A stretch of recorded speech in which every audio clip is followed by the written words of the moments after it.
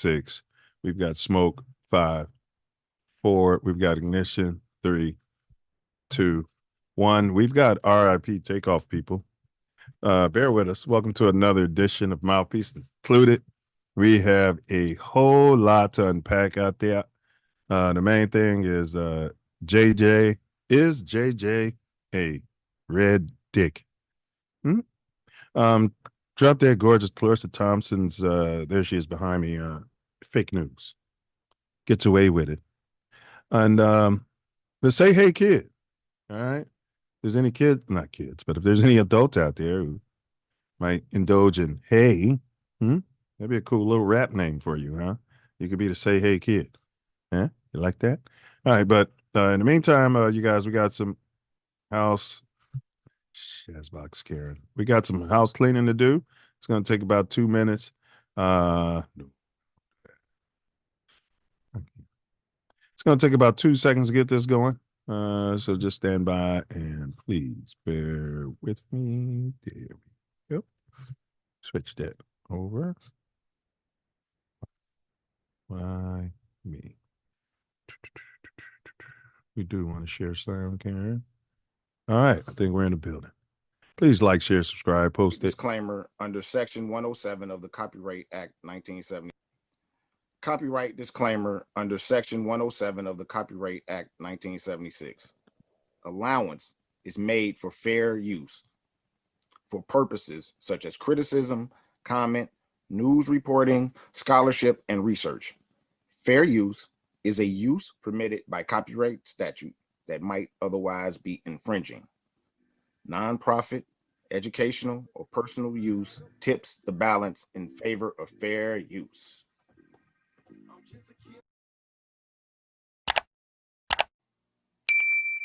I think he's got 4. You want 2 in 2 in Miami, 1 with the Lakers, and 1 with Cleveland. 1 with Lakers. You're right, 3. No, he's got 4 if you count the Lakers. So 4. I don't count the other one. No, it's an asterisk. There's 4. Yeah, I think he's 4 and 6. He's lost 33 times in the finals, but this is not. LeBron has lost the most NBA Finals games. He's lost 33. Wow. Jerry West has lost 29. So is Jerry West the GOAT? No. He's a logo. Let's see what Jordan falls on this list. We got to go all the way down. Mike had even lost 15. We got to go down so far. All right, but anyway. Brown sugar. Yeah. Don't forget that. When you get out of the water, you need to dry off. Bring your mouthpiece. That's what Tyler says. Don't forget to bring your mouthpiece. Okay. Thanks, Callie. You want to get high? No. All right, you guys. Karen, stop that share. Appreciate you. We want to get this shebang on the road. I think we do have some music. Courtesy of Brother Wordsmith. A second here. Yes, sir. Mouthpiece Included. TATN. Thank God that grill. I got it. Mouthpiece Included. Take your neck. Heard me? All right, welcome to Mouthpiece Included. As you may know, this is the podcast where we talk about politics. What's that? That's sports, politics, and everything in the middle. Self-love vision. This is one of your hosts, RNA 9 million. Joined by the co-host today, Big Ace, and any other urban silverback or silverback gorilla who still has his, hers, theys, their gonads. You can go ahead and pull up. We will be dropping that link into the chat, most Ricky Tick. So you can just click the link, pull up, and talk your excrement. Or you sat there, you can take that. Or you can interact, hit the comments and chime in. Whatever you want to do. In today's episode, we're going to discuss whether JJ is a ReDick. We don't know what's in his heart. You can't be processing indos and outdos. We've been on his ass though, on time. You can smell it. It's like a gaydar. It's a radar, a racist dar. I know it when I see it. Thinks. All right. And then, of course, drop dead gorgeous Charissa Thompson's fake news scandal, allegedly. Came out of her mouth. And we're going to go ahead and share, some heartfelt memories of a legend, an ancestor, the late, great Say Hey Kid, Willie Mays. Of course, we'll also discuss the latest news and updates from the wide world of politics. So stand down, stand back, stand by, or pull up. Yeah, but if you do pull up, don't forget to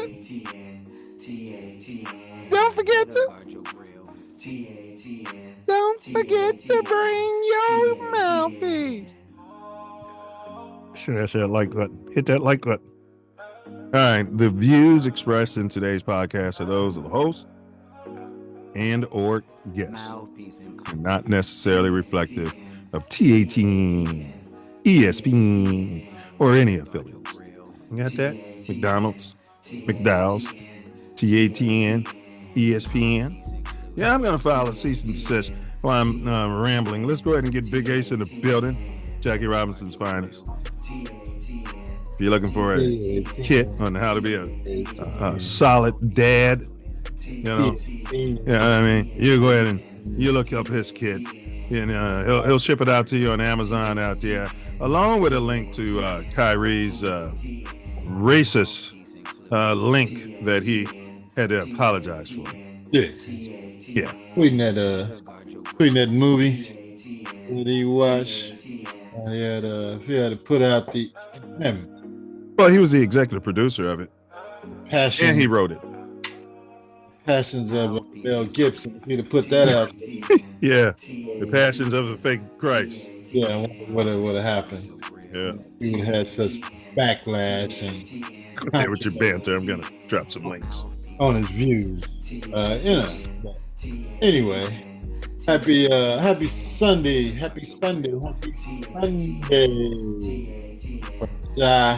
Weather's good here, man. It's like 80, 78, 80 degrees. I was in Kentucky last weekend for Lexington, that is, Kentucky for a baseball tournament. It was hot as the Dickens, as they said. It was 99 degrees every day. We out there scorching.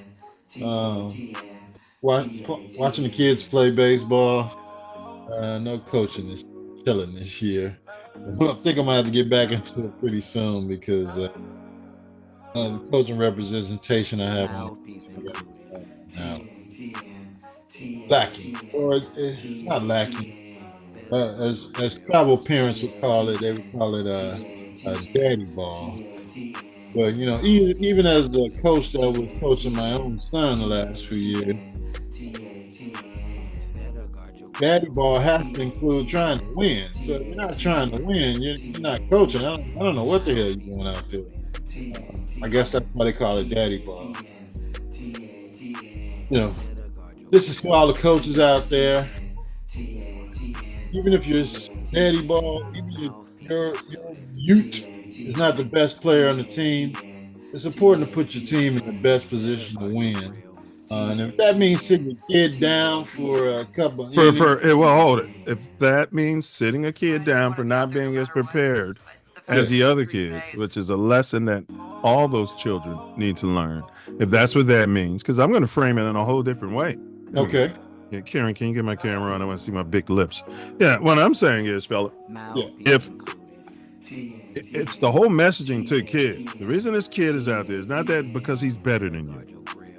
It's because this kid and or his parents, whoever, has put more hours in training than you into this. Now, would it be fair, young man, right? Young lady, or they, them, right? Would it be fair, to you if you were putting 100 hours into something, and then just because this kid is my son, and my son doesn't even want to play, and obviously he doesn't want to play, just wants to do this, and yeah, you got to drag him to the batting cages, you got to drag him to the court to practice, and all you got to drag him on the field to play. He don't watch a game, he don't watch it on TV, he's not into it. You never hear him talking about it, him or her.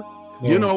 You know what? Shame on all of you guys, because that's not how society works, and sports is supposed to be teaching you how society works. Yeah. Okay, so when these children aren't putting in the same work as these other children who are better, or getting the same playing time, or playing for random reasons, when they get off into the real world, they're going to expect the same privilege, and guess what? That privilege won't be there 9 times out of 10. Unless dad owns the company. Unless dad owns the company, to a point, depending on how big the company is, because the board members don't care about that. Yeah, I guarantee you that the investors don't, unless your dad owns a mom and pop company. Yes. Yeah. Yes, or he's the head guy. Yeah. Yeah. More than likely, it's especially the coach, the family-owned mom and pop shop, and they're grooming this product just like they're grooming the kid to play on a team and get time that he doesn't deserve, but not even time that they don't deserve, just they don't deserve time to win. They don't deserve the time. They deserve the practice time.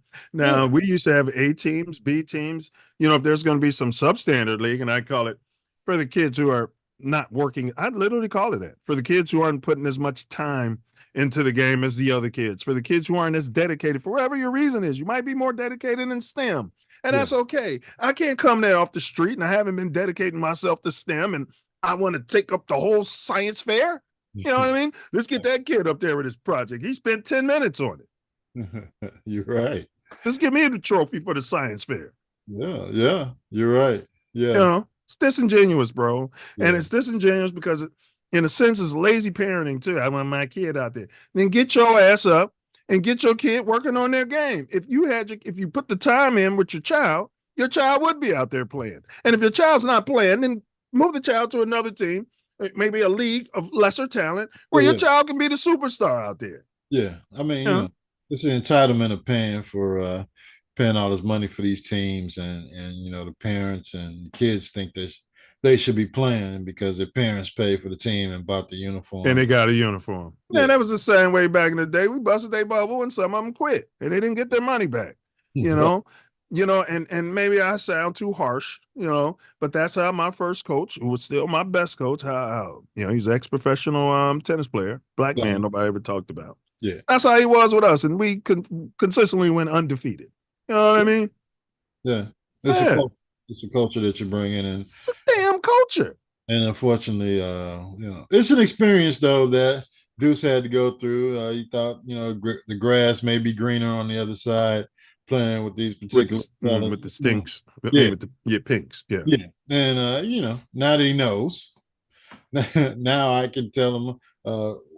Well, I was telling him the truth and reality of what's going on, but now he'll maybe be more receptive to what I'm telling him. That's a wobbler. It's good that you put that information out there. So now he's got it in his programming. Yeah. And then he's able to go out there as the fractal that he is, because that's what experience is, at least the wisdom. So now he has your messaging, and then he has his own experience. So he has that wisdom too, that, hey, the grass ain't always pinker on the other side. Absolutely. Yeah. You thought it was white, but it was pink. Yeah. He thought, just because I'm playing with all the colors all the time, I'm not, we can't be good. We can't be great. We can't go to all these tournaments. We can't do. Yeah, we can. Yeah. We just choose not to.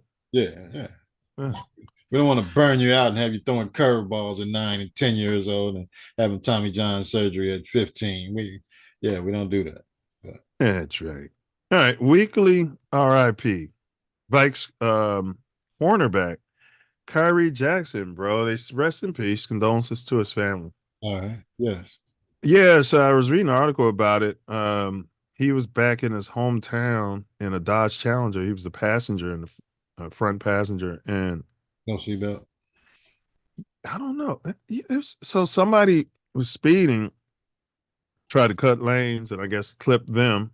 And then they went off the road, and they said they hit several tree stumps. Like, what kind of road is this? Because if you're driving at night, you can't even see these damn tree stumps. Like, what kind of who the fuck? We're gonna leave the stumps out there.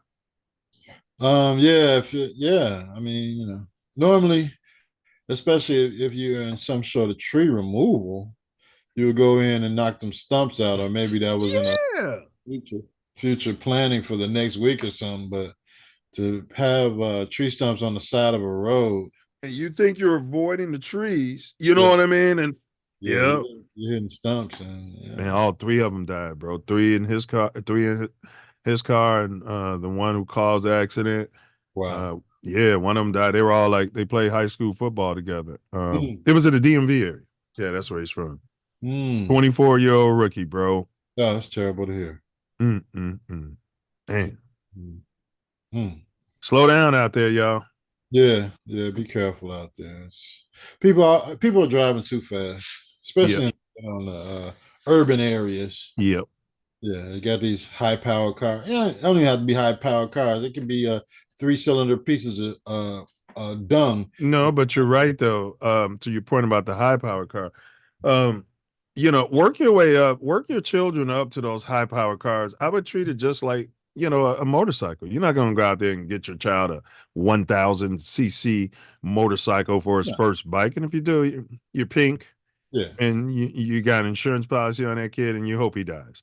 But outside of that, same thing. I see them, bro. I'll be driving around Beverly Hills. They got these kids in these souped up cars. They like 17. They can't even handle the motherfucker. Like, do you know what I'm saying? They can't, bro. That's the car that they wanted. That's the car I want. I want that car. No, you're gonna show me that you can drive this car over here. For a couple years and get your experience, and then maybe we'll work you up. But you can't put a brand new driver into a damn Ferrari, bro. They're gonna kill themselves. That's exactly what's gonna happen. Exactly. But it's a status symbol, out there. Yeah, my son killed himself. How many of your son killed in the car? 4? Where was that? How fast was he going? Did you have any insurance policy? What you getting your new son? Yeah. Yeah, everything. We moving on. We moving on. Sacrificing your own kids these days, directly or indirectly. All right, how about them socks? Rhino. All right, Ryan Sandberg. He got a statue out there. He's been immortalized. Then what's going on, Ace? I didn't read the article, but that's the north side shit. Yeah, but you can't. Who else has a statue? I mean, it's Wrigley Field. Did they put 1 million statues out there? Yeah, I don't know if anybody's got a damn I think Ernie Banks got one, and maybe Billy Williams. Well, what about Lee Smith? It's got a Jerry curl. Lee Smith's a Hall of Famer, and he came up through our system, if I'm correct. I don't think they're putting any Jerry curls out there. No. Big Dawson doesn't have a statue, and Lee Smith doesn't have a statue. So I think it's something against the Jerry curl. And unfortunately, those players, I mean, it was the style of, you can't blame them for the style of the day. I mean, hey, get you a nice curl. Wait a minute now. Where it was moistened. Wait a minute. Yeah. You can, and much as I love the late, great Walter Payton, the only thing I've ever heard negative said about him is this Jerry curl didn't stink. That's the only thing I ever heard. He's a great man, greatest man ever to walk the earth, possibly. Jesus, he's one of these type people. Yeah. But at the same time, they had the information. The Nation of Islam, the other scientists, even pink, white scientists, were presenting the information how your skin is porous and how when you flood chemicals, you know what I mean, and it burns your hair, it's actually getting down in your brain. They had that information. Yeah. Yeah, you can't say they didn't know. But I think that's why the Cubs aren't giving you statues out there on the north side of Big, Big Dawson and Leon. I got what you're going. Mhm. Yeah. And Leon Durham doesn't have a chance either. No, yeah, I see what you're saying. Yeah. Yeah, they're not putting any coons out there. Yeah. Not saying they were coons, but Yeah. yeah, They didn't like the Jerry girl. yeah, trying to make your hair stringy and then hang out in Wrigleyville and Yeah. you know what I mean, hang out and pick up the white chicks. Yeah. You think they like that? Nah, they didn't like that. All right. Is JJ ReDick and Charissa Thompson's fake news, Willie Mays memories? All right, man. So who do we draft? The White Sox? NBA. You were sending me. You were watching the draft. I was working, so I don't care. Who was the number one? Who was the number one draft pick? Do you have any highlights of the draft? What made you watch it? Why do you care? And how did the Bulls come out of it? This is what we want to hear because to Diesel's point, I don't watch this shit. I was at my mom's house doing some chores after work, and I think it popped up on my phone that the draft was on. So I wanted to see who the Bulls were going to pick. I didn't know, damn it, it was before the draft, but okay. So I turned on and I continued with my chores. So it was just white noise in the background. Yeah, basically. All right. Basically. And I think when I turned it on, it was maybe the third or fourth pick, and the first couple of picks were from France, and France, or somewhere, some shithole country that they picked these people up from, and they're supposed to be the best basketball players in the world. So that's why they drafted them. And then the third pick, they drafted some pink freshman out of Kentucky. Yeah. Whose parents played for the University of Kentucky. Mom played basketball, dad played basketball. They were quite Christian country. Okay. But yeah, he went to somebody. And then it went down the line, and they were picking all these 18 and 19-year-olds. People maybe you never even heard of. Never heard of. Going to the damn league. Go ahead.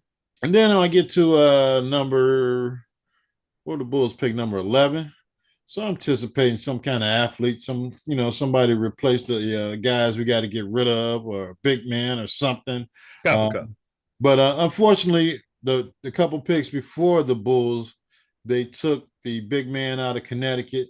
They took is he copper colored? No. It's pink. All right, we need some copper colored players. Yeah, and they took the big man out of Purdue. And he's pink. Yeah. But they're behemoths. They're 6'4" and 7'4" and 7'2". Respect. So you're saying they could be like the thin man in Oklahoma City, like they have talent, like they're not the lummoxes that was coming into the league, the Luke Longley, Eatons, and yes, that's what I keep thinking of. These bums who never worked. Yeah. I mean, I know the game has changed when nobody values scoring points and defense and hard fouls close to the rim and hard fouls and blocking shots close to the rim anymore, but making you earn it. Yeah. So they those they were picked up like I think 7 and 9 or somewhere in that range. We got a kid from Chicago area, right? That's what they're claiming. Yeah. And then he came from his family came from a shithole country. His family migrated from I think there was a Ukraine to Chicago, and he was born in Chicago. And so that tell you he's so they're getting the welfare Ukraine money and come in got a if he's been here long, it's before the war. Yeah, it was before then. And I've never heard of him. Of course, he was playing for the G League Ignite team. Ignite, yeah. I didn't know you get drafted out of the G League. That seems. I don't know. Whenever I hear that name, it makes me want to spark a blunt. And I think that's what they're going for. It's obvious. It's so clear. You know what I mean? I'm sure the NBA will have a brand of cannabis soon. all right. So I don't know, because they didn't even know who was going to be the first round pick, and we'll talk about Wemby later. But DeRozan, we got I don't know. We never get anything for anyone. Yeah. I'm glad we got, I guess, 2 second-round picks, but DeRozan's gone. Yeah, yeah. They well, he was gonna Sacramento. walk, but the fact that they can help him out, do a sign and trade deal, get him probably his last contract, Uh-huh. Uh-huh. get 2 picks out of it, and another player. Yeah, you kidding me? This ain't his last contract. It's his last maybe contract like that. These guys don't quit. They steal money all the way until the cows come home, and you would too if the Yeah. owners let you do it. Oh, I mean, well, in this day and age, all you got Yeah, to turn around and shoot. But he's he'll be 37 when his option comes up. yeah. And So that LeBron is 40, 41.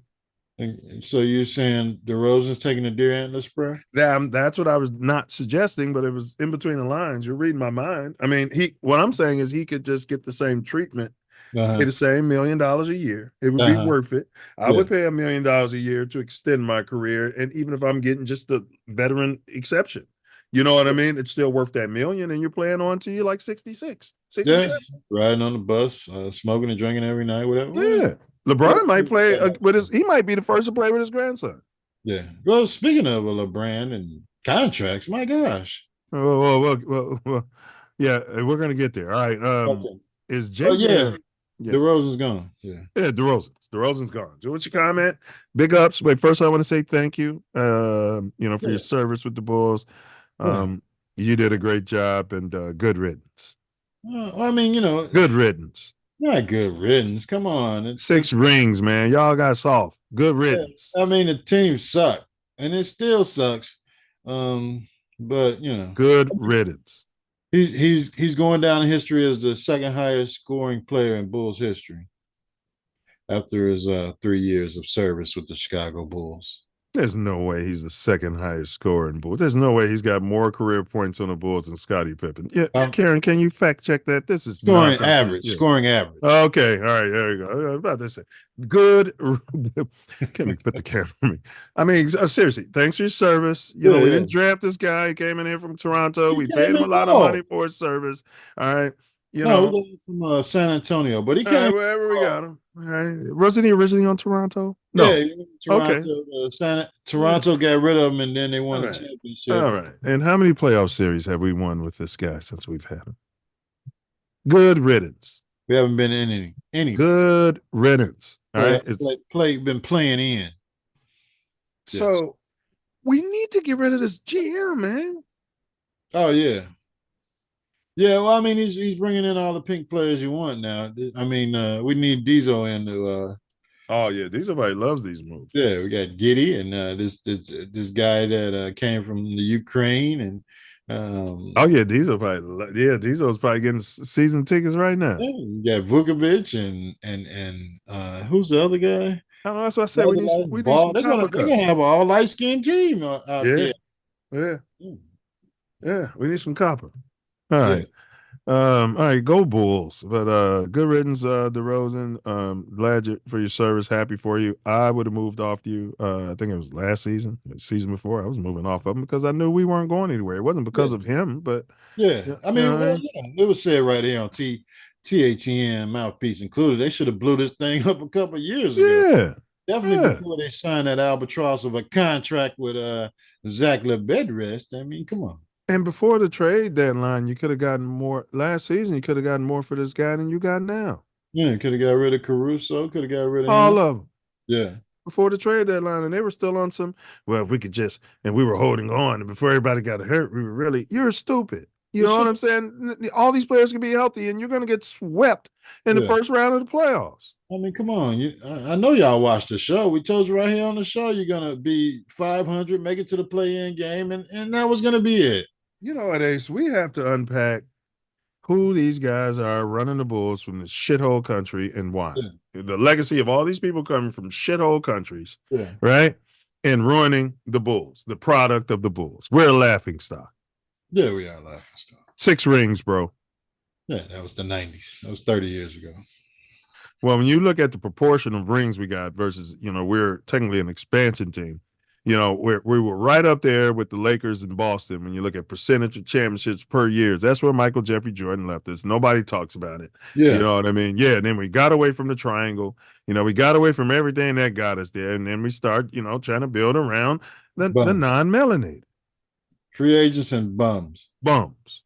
Let's go out and get D Jalen Wade a max contract after he shitted on us and kept us from getting free agents. and came in here with 2 bad knees. Yeah. Let's max him out. Yeah, let's max him out. I mean, we got everybody washed up. Even the Chicago kid from Chicago Simeon. I forget his name. The big fella. He's a Parker? Jabari Parker. Yeah, Jabari Parker. Yeah, he came in here. He had bad knees too. And D Wade had bad knees. They made D Rose's knees bad. They just keep just a hit. We got Jalen Rose. Oh my gosh, he was terrible. Terrible. Bro, it's not rocket science. Yeah. It's not rocket science putting together a ball club that works, you know. Yeah. And one thing that Poles is doing, he's keeping his flexibility. And as you can see, Ace, I'm big with flexibility. I told you. Yeah. You got to be a two-way playing dog to have longer than a 1-year contract on my ball club. Okay. Yeah. You and Rich Paul can get the hell out my office. Rich Paul. We won 3. He's 37. We won 3 years and a 2-year player option on the end of it. Oh. Yeah, I want you out of my office, Rich Paul. Take you and your player. Yeah. Yeah. We'll talk about him and Bronny and LeBron's deals later. Oh, yeah. We're getting there. That guy. Wow. Speaking of which, let's go ahead. Go ahead. He must got some photos in his laboratory in his office on some people for some of the contracts he's able to get away with in the NBA. Oh, you mean he might have been with the diddler? Yeah. That's what they call it, Diddy the diddler. Man, I heard that shit. I'm like, man, the internet is unfucking defeated. Undefeated, Undefeated. That's funny. Yeah. Like he should change his name to it. It works, don't it? Well, he's not going to do it now, but yeah. You've been diddled. You've been diddled. But you notice everybody's quiet. You know, they piled on your boy Kales because Kales didn't have tape. He didn't have all them on tape. Yeah. Your boy the diddler Diddles, he's got he potentially has these people on tape, so they keep him quiet. They ain't piling on the diddler. No. Well, Kales had tapes, but he had the wrong tape. Yeah, himself on tape. You know what I mean? Right. Him breaking law on tape. Right. He wasn't. Now cut the tapes off. You know. Nah, man. Yeah. I don't want to fail them. They my friends. They not gonna pile on. Yeah, we want to keep this for the lawyers in the future. Yeah. And the prosecutors. I'm unsophisticated mentally. All right. New segment. All right. This is the speed round, Ace. We're gonna get 30 seconds each. See if Karen can figure out how to work this timer. Got a stop clock. She can use her phone. Yeah. All right. 45 seconds each. Right. And what's going to happen is I'm going to give you these topics, and you're going to speed round. We call it the MEP round. This MEP is, just a form of speed for any kids out there.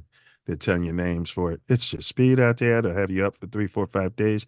Your brain will zip out. You'll start seeing things. You'll start thinking your family is demons, and it's just you just go down a rabbit hole. Oh my God.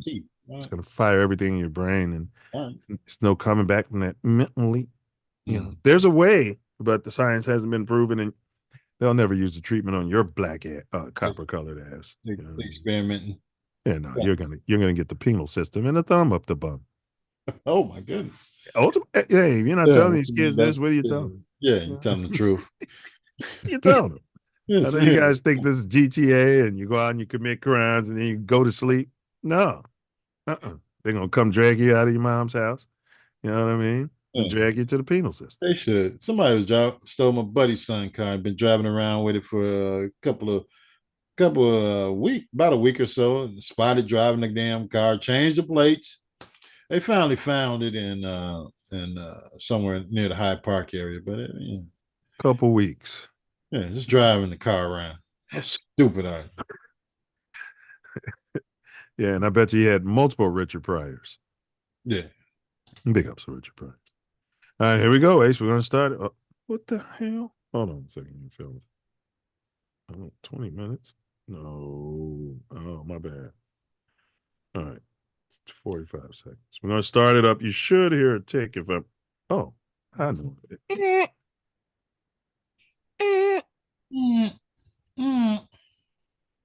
They watch channel 000. 000.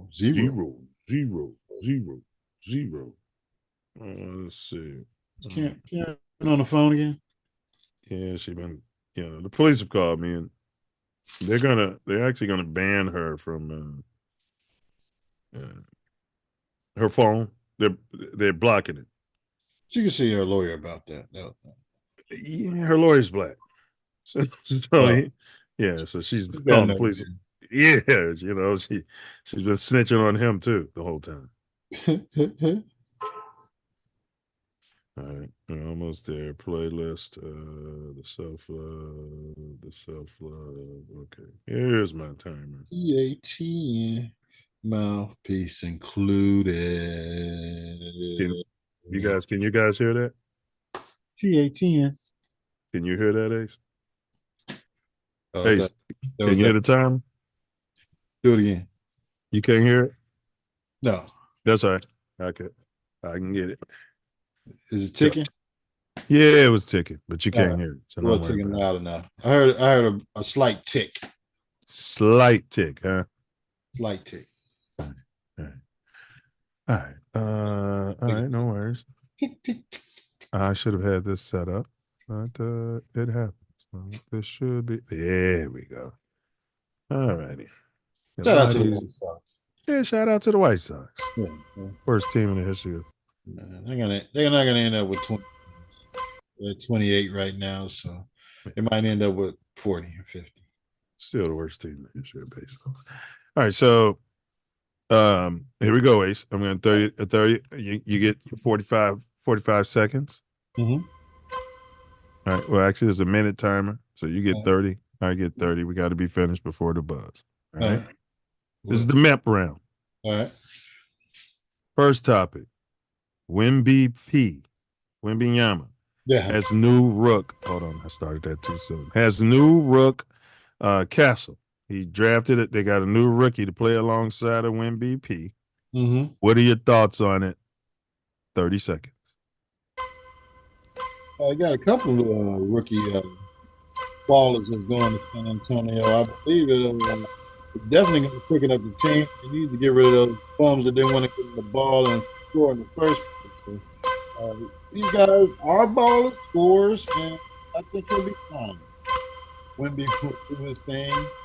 MVP next year is going to be even tougher because they're still trying to put their system together. They're playing the San Antonio system, but I think in San Antonio they're building a team as opposed to just a system. All right, that's your time.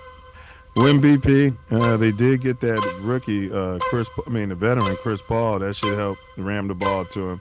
As far as this new rookie, he's supposed to be a 3-and-D, a defensive guy. I think he'll fit right in with Wimby.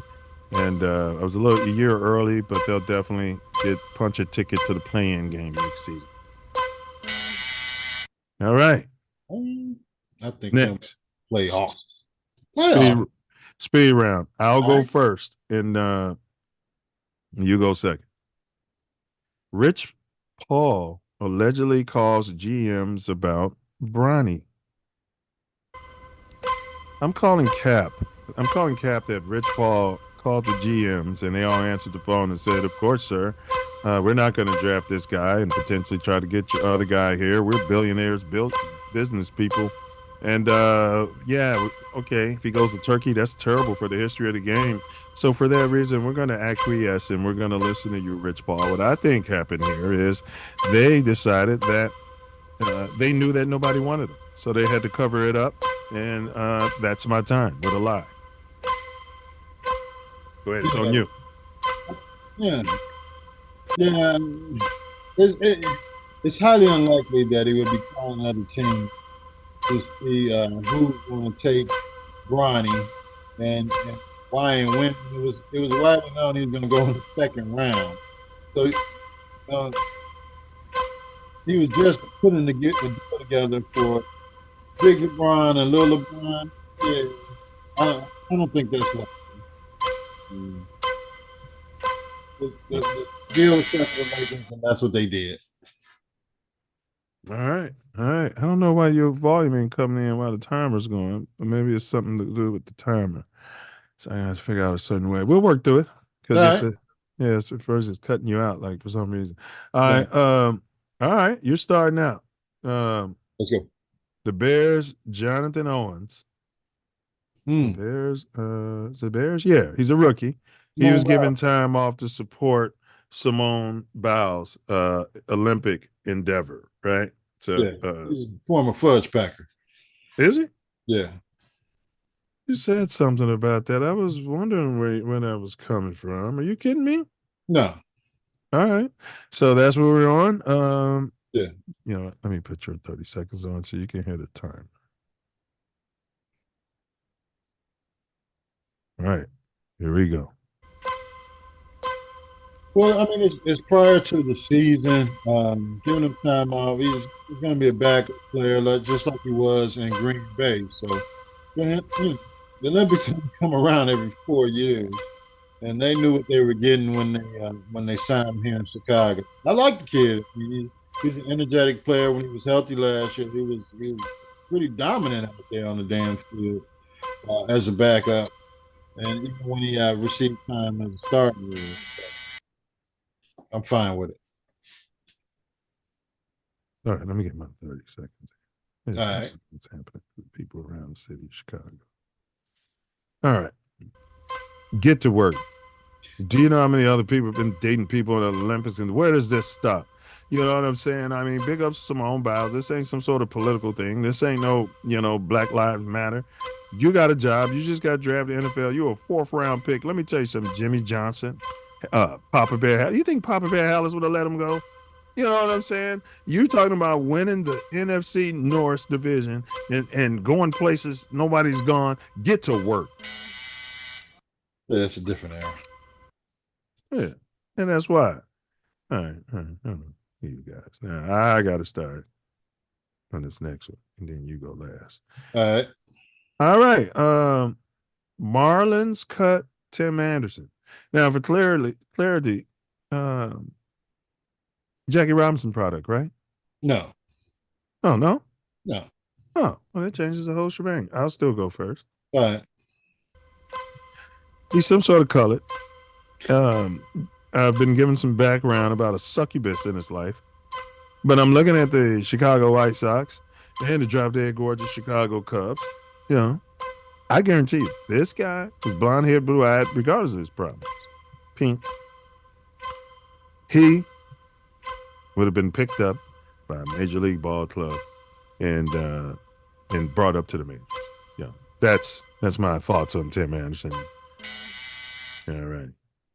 Yeah, it changed up my whole thing. I thought he was a Chicago product. No, he just played for the White Sox. Okay. Gotcha. I knew it. Okay. All right, there we go. I mean, you go. Tim Anderson designated for assignment by the Marlins, meaning that they don't want him. The White Sox jettisoned him last year after the season because of his personal problems, to him going from one of the best hitters in the league to one of the worst.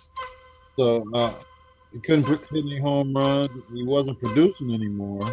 But I would take a flyer on him if everybody sucks up their pride and bring him back to Chicago. Yeah, why not take a flyer on him? Yeah. All right.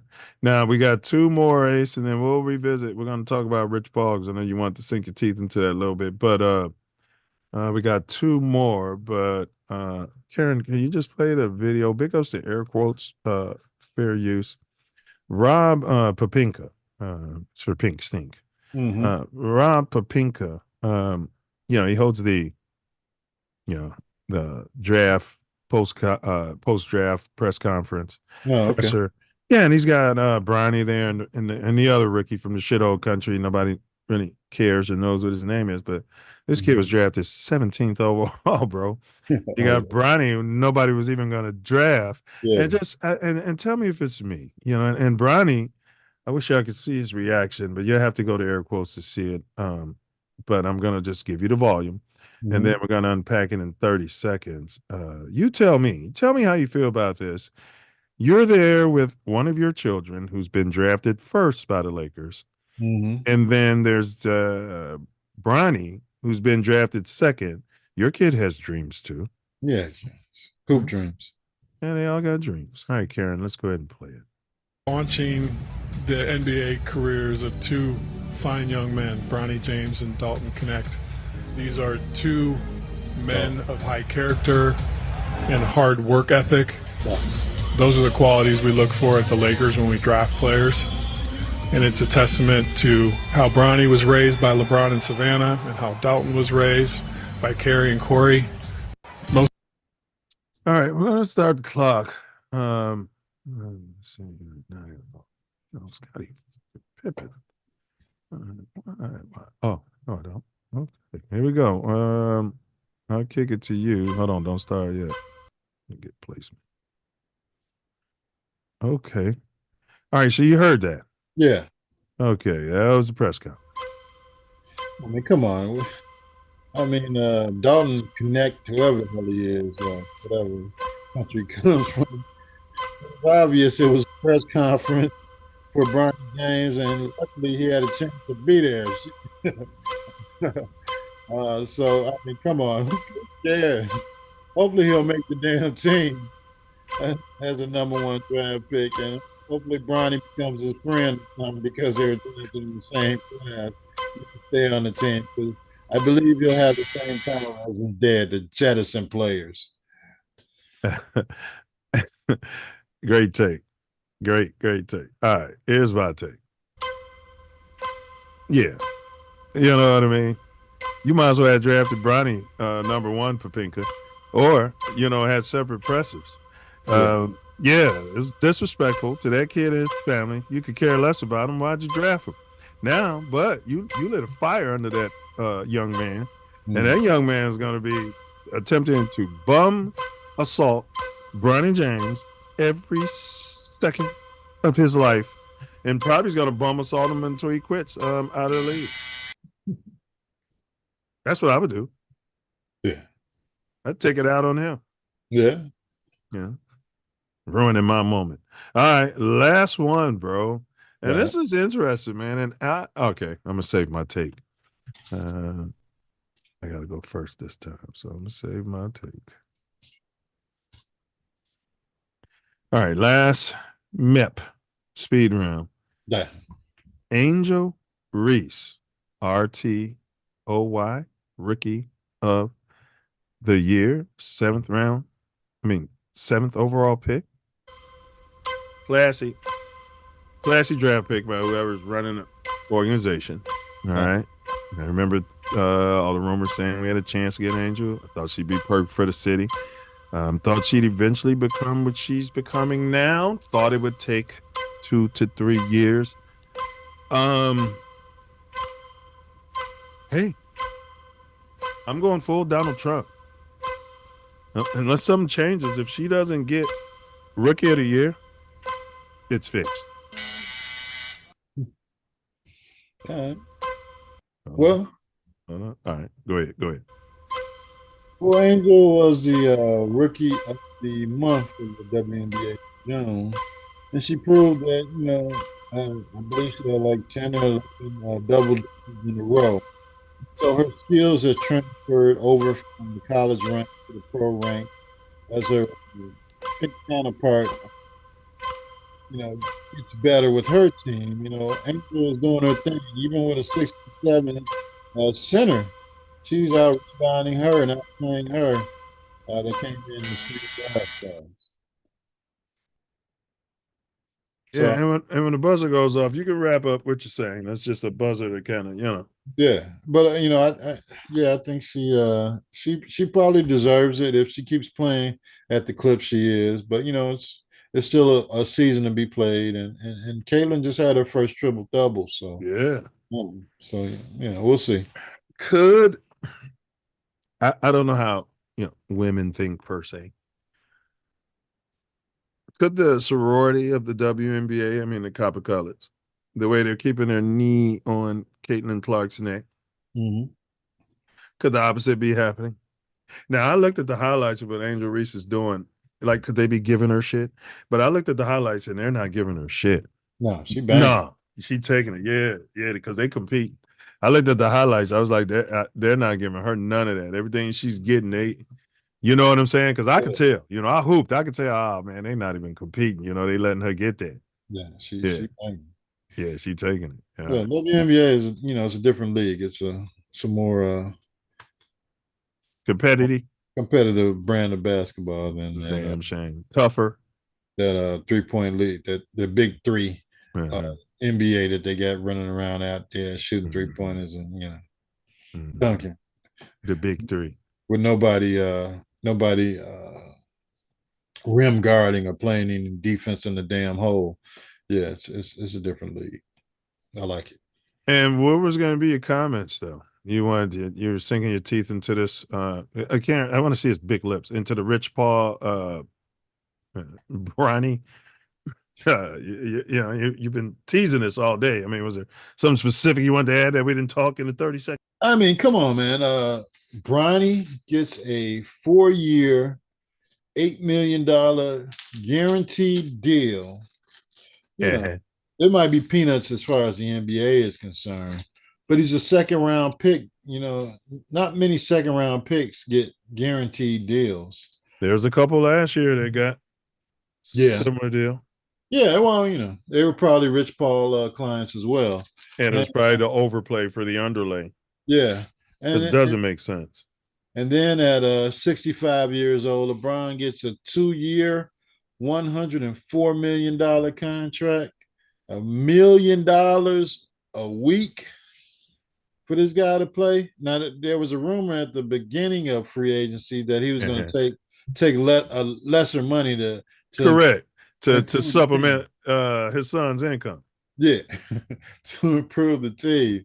And I didn't see that happening with him signing for $54 million over 2 years. I'm not pocket watching. I'm glad he got the money, but I wonder who put the narrative out that he was going to take a lesser deal, which I didn't believe in the first place, to improve the Lakers organization. But why? Michael Jeffrey Jordan took less. Drop Dead Gorgeous, smart, tough, gritty. Tom Brady took less. Yeah, well, they're not LeBron. I'm saying they took less though, bro, and they made money on the bank. Michael Jeffrey Jordan took less.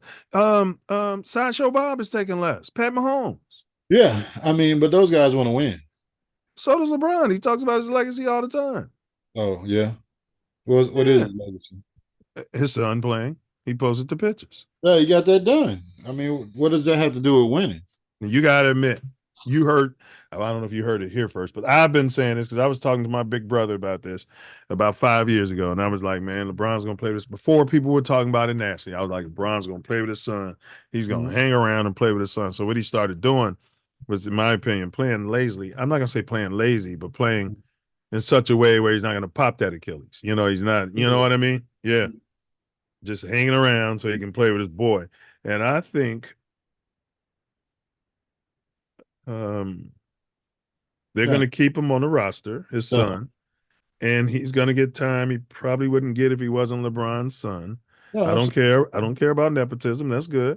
But and then LeBron's going to retire. Now, what I would do, now that ReDick's been exposed, we're going to get there. Maybe he's a racist. We don't know what's in his heart. Maybe LeBron could be player coach down the twilights of his career. You know what I mean? Yeah. Player coach / GM. Yeah. First ever. Yeah. Give him steak. That'll make him better than Jordan in basketball. Go ahead, my fault. That'll make him better. Yeah, that'll make him better than Michael Jordan. Just specifically talking the game of basketball. Yeah, bring him out there like Elgin Baylor or Michael Jordan and just ruin the team for 10, 15 years and then eventually get rid of him or fire him. Yeah. No. Let him do what he does, which is play ball. His moves over the years to acquire talent or get rid of talent, I don't think has panned out for the Lakers. The players that he wanted or the players that he didn't want. And, he used to have beef with Kyrie back when they were winning chips with the Cavaliers. So Kyrie wanted the ball and wanted some credit, and you know what I mean. Like now he's it's the best player I ever played with. And really, what about D Wade? Goofy? You wouldn't even. Don't get me started. He's not a goofy. Big ups LeBron. And I actually love Bronny. I'm on record. Met him personally. He didn't really say anything, but I wasn't there to see. He was actually there to watch Juju Watkins, and I was there to watch Juju Watkins too. You know what I mean? But he was a humble kid, gave me a little fist pound and everything. You know what I'm saying? Kid, he's going to work hard. I mean, he's going to work hard, but I think the younger son will probably be the better player. But this and they'll both be on the same team. Maybe LeBron will play with the younger son too. Oh wow, yeah, because it's not fair. He hasn't played with both of them. Or bring him in like Minnie Minoso and have him play every decade until he's 100 with his sons. Is that what Minnie Minoso did, bro? Not with his sons, but he was coming back. Is that stealing some money? Yeah, I mean, they probably stole enough money from him and his talents. Oh hell yeah, with the ticket sales and stuff. Yeah, they know what they're doing. Just bring him back and let him be a Minnie Minoso day. Come out there, play it. I think Bobby Bonilla should be playing for the damn Mets. So that damn 25-year contract he has. Bobby Bonilla. At least come back on Bobby Bonilla Day when he gets the check and go out there and take a couple of hacks at it. But I'll tell you, shifting gears, babe, one thing I wanted to mention. It would serve my beloved Chicago Bears, Ryan Poles, lion ass. It would be poetic justice if Caleb fucking holds out. He still ain't signed no papers, bro. They didn't have this honeymoon and this love fest, and he's this and that, and he's the best ever. You can drop your gun, Poles, you fucking idiot. All the raving about this guy. What I'm saying, bro, if he holds out, it'd be poetic justice for all us who said you could have just kept Justin. It would have gave you bargaining chips. Like everybody says Poles is so damn smart and he doesn't do anything wrong and his shit don't stink. I'd have had Justin right there. Like, look, you little nail painting quarterback. You know what I mean? We've got leverage. So you go ahead and hold out a little bit, do what you want.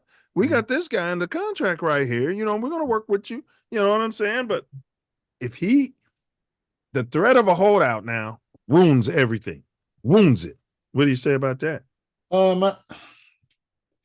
Seriously, I don't think he's going to hold out. He's probably working on the language of his contract, like ownership. He wants to own as much as Magic Johnson owns of the Commanders. The 1%, 0.5% of the Bears, which can't be done while he's playing. But I think he's it's probably some kind of dealings or language of the contract because his money is slotted. He's gonna, I think, get like $40 million guaranteed. So it can't be the money. It's got to be something else that he's trying to get done as far as the Bears organization is concerned. And Rome hasn't signed either. But I think correct. Rome hasn't signed either. I'm pretty sure this all will be done before training camp in the next week or so. You guys are all pretty sure. I'll tell you what, I was pretty sure when that linebacker we had, Roquan, same situation. Yeah, got my people representing myself. You on this trip. He what? Roquan wanted the $100 million. I know. I mean, as a rookie. Roquan didn't he held out. Roquan, yeah. Yeah, it was the same thing as far as the language of the contract with him too. His money was slotted. So this guy's a number one pick, man. So yeah. I ain't done yet. It'll be poetic justice. Absolutely. If this guy holds out. The sports gods would have answered my prayers. And I'd be like, reap it, Poles, you son of a bitch. Reap it. All of them. You arrogant, smug son of a bitch. Yeah. You putting all your chips in that, and you didn't have to. He's our guy. But you didn't have, he could have been your guy and he could have still been paying his dues. I'd have gave our guy like 8 weeks to get his NFL legs under. Yeah, but they want the lock. And especially if you're seeing yourself trading, you're going to trade him anyways. Yeah. For a 6th-round pick? Yeah. Get him out there. Let him play a few weeks. If you're going to use him, use the hell out of him. Yeah. If you'd have told me we got a 3rd, I would have been like, okay, a 6th? Yeah, you already used them for 3 years, so you might as well use them for another half season while this guy is learning how to play NFL football. But they didn't want – they knew the type of numbers Justin would put up Yeah. if he had this type of support system that Yeah, Caleb has. They And didn't they, want him to succeed. correct, Yeah. correct. The controversy would have been too much, and then they would have had another problem, but that would have been a good problem because now Justin value goes up. Yeah. I mean, even Justin's allegedly Justin's saying that the Bears weren't trying to win. They were tanking games when he was there to decrease. They were. Yeah. That's why the coach didn't get fired, the head coach. Yeah. Yeah. They should have, they should have cleaned house. But the coach told the line. He did whatever Pookie Poles wanted him to do. Uh-huh.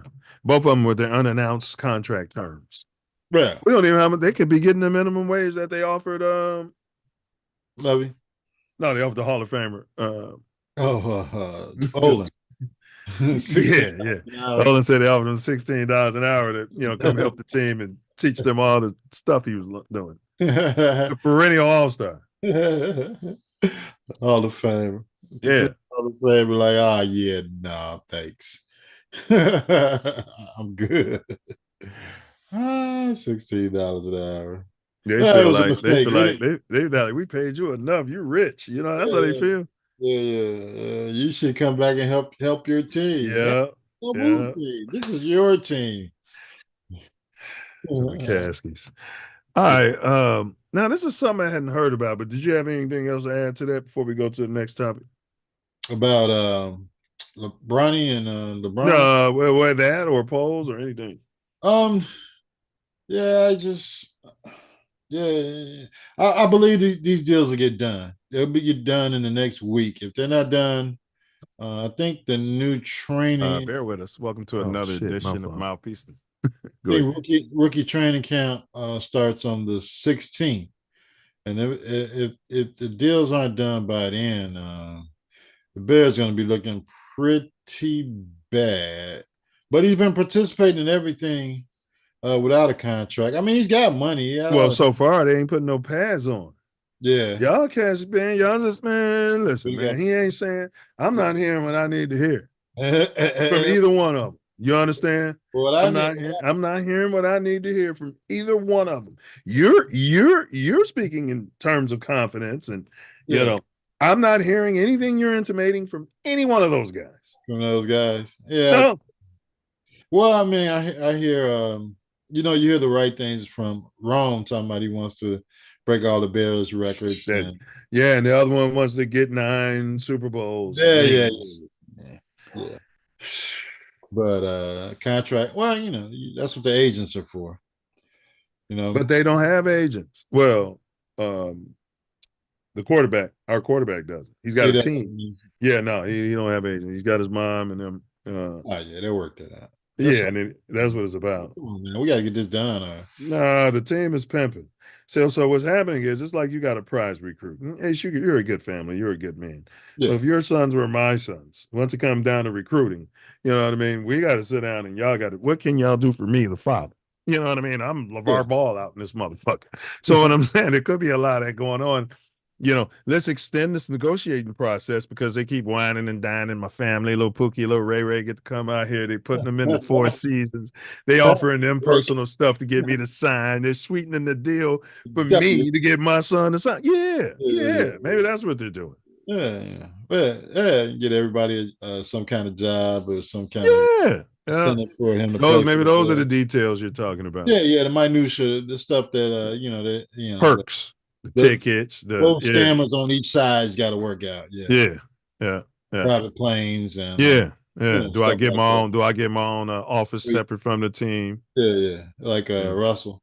Yeah, like Russell. Have your people call my people, and then we can set up a meeting after your people call my people. Yeah. Don't talk to me in practice. Don't look at me in the eye when you're talking to me. Yeah, that's right. All right, let's move on. All right, Charissa Thompson. For you who don't know, she was on Fox News. Sports. She would cover the games. They put her in the locker room, and the guys wearing the towels and walking around naked. Right at the shower, she's in there. Looking at their genitalia. Yeah, go ahead. Yeah, but they're not human, so it's like it's no difference if you're at a zoo and you're looking at the monkeys. They're not wearing shorts. You know what I mean? They just walk around with their balls out, and that's how they look at us. Yeah. So now, I was shocked that I hadn't heard about this. And forgive me, I can't remember how I recently heard about it. Somebody was just talking about it, and it just came through as an overlay, and I had to Google it. Charissa Thompson, a sports journalist and host for Fox Sports and TNF. It was Thursday Night Football. Yeah. Recently came out and made a surprising confession. These are her confessions. She goes in the locker room. All right. During an interview on the Pardon My Take podcast, she revealed that when she worked as an NFL sideline reporter, she sometimes fabricated quotes from coaches. Thompson explained that if a coach did not come out at halftime or if it was too late, she would fabricate reports to avoid inaccuracies. What? The whole thing is an inaccuracy. You retard. To avoid inaccuracy. You're retard. Retard. All right. She even shared some of the cliches she used, like saying, tell me if these sound familiar.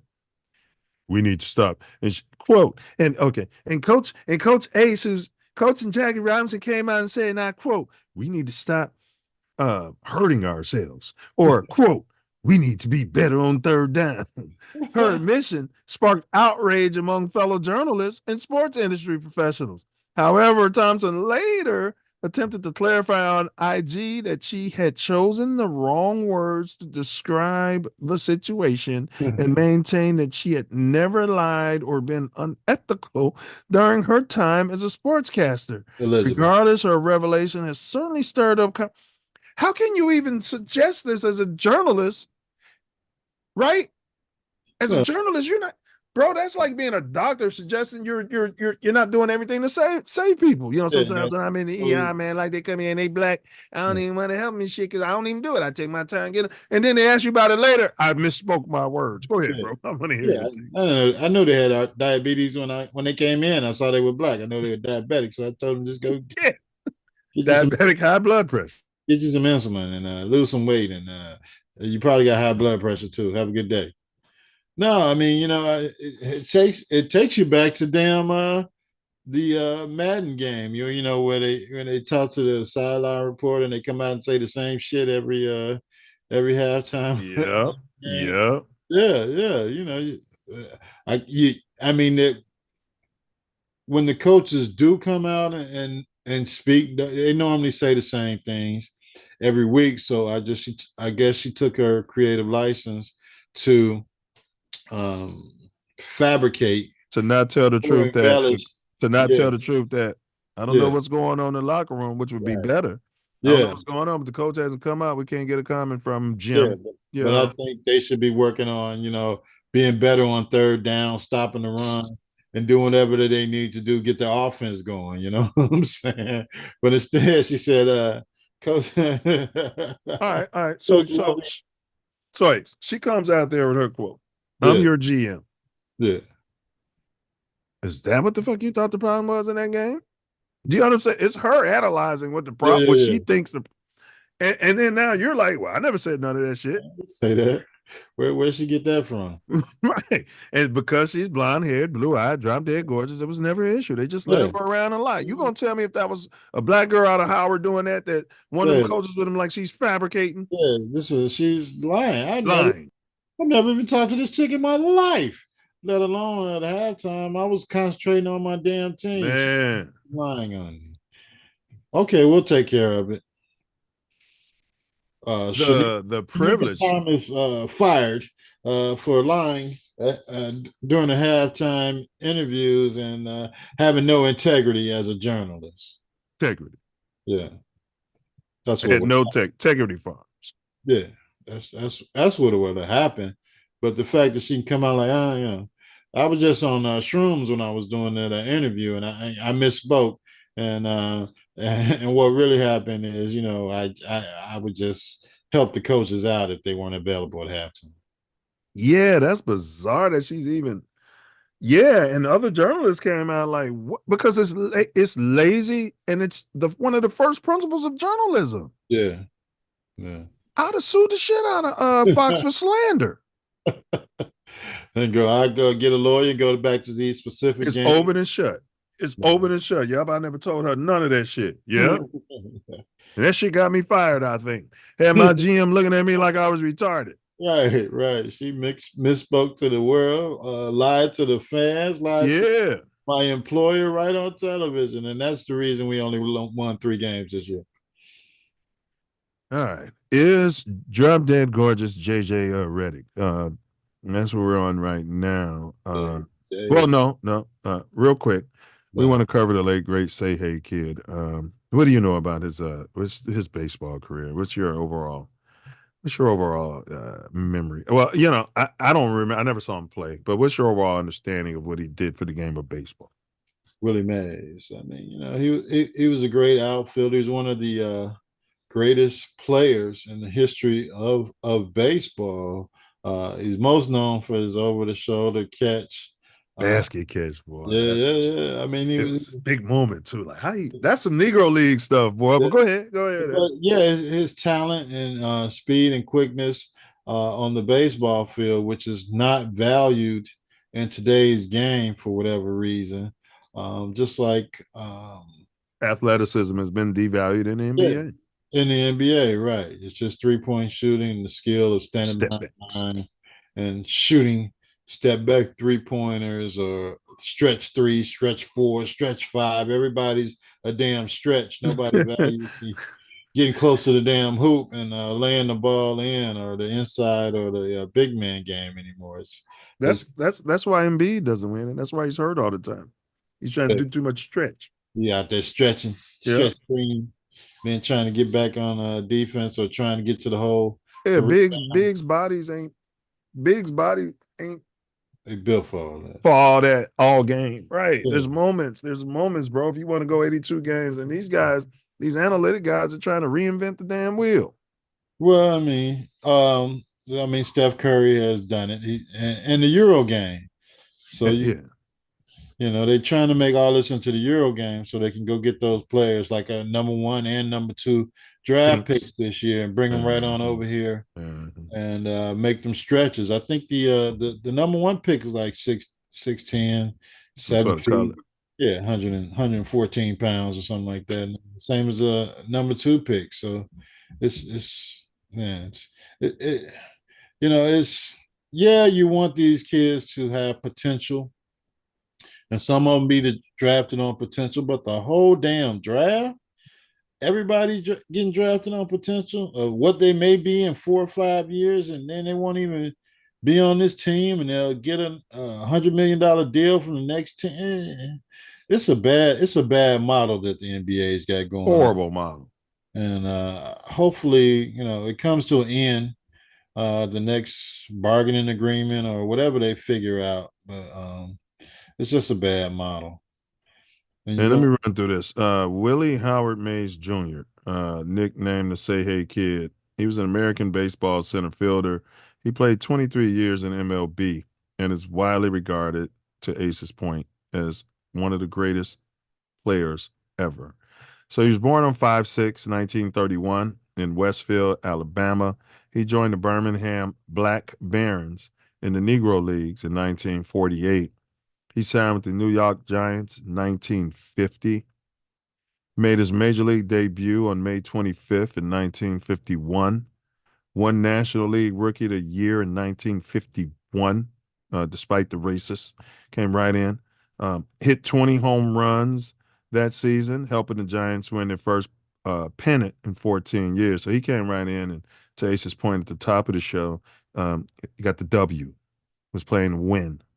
In 1954, won the National League Most Valuable Player MVP award and led the Giants to their last World Series title before they moved to San Francisco. Known, to Ace's point, for his iconic over-the-shoulder catch in Game 1 of the 1954 World Series. Continued his career with the San Francisco Giants and later with the New York Mets. Ended his career, I was still in Theta. I didn't come out of Theta until approximately a year later.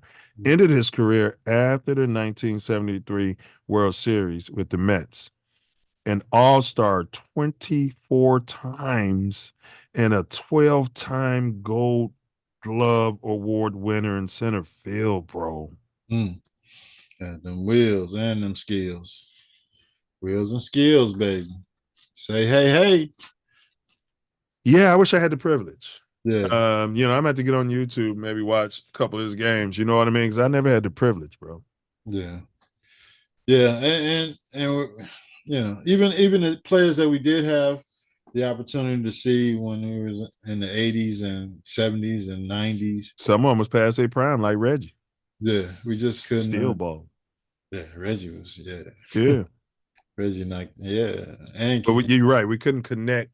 Man, well, we were so close to like coming out of Negro leagues. It was closer than you think. You know what I'm saying? Yeah. And we never thought that baseball would that the number of players, black players in baseball would drop to this level. You thought it would keep going up. Yeah, in a lifetime, because you're going from not having any. Well, they raised the price of the bats. Is that what it is? Yes. We can. You can do an analytic and a chart. I guarantee you, if I got somebody to do the thing, you'll see once they jacked up the price of those composite fucking bats, that's when the number of your melanated started to dwindle. Yeah, and just the lack of interest in the inner cities and competing in these tournaments and going out. It's a whole lifestyle. It is. That people aren't really. I mean, they'll do it for basketball because you can send the kid in his bag and his shoes to with either the coach or another parent. But you're talking about dirty baseball uniforms and cleats. It's excuses. I'm sick of hearing it, and that's another show. Now, because you say those bets cost like $50 each, that means you got to find 50 people to give you $10. You say $500 each. You need to find 50 people to give you $10 each bet. You know what I'm saying? Like, come on, man. Like, put the kids to work, stand them out there on the corner and tell them we need, like, come on, bro. Yeah, make it happen. Well, and that's the beauty of Jackie Robinson. They've kept the cost low for the kids. And it's a 501c3. They get donations when they can of equipment and stuff for kids to learn the game and then possibly move on to high school baseball or college baseball. But everybody wants to know what's in it for me.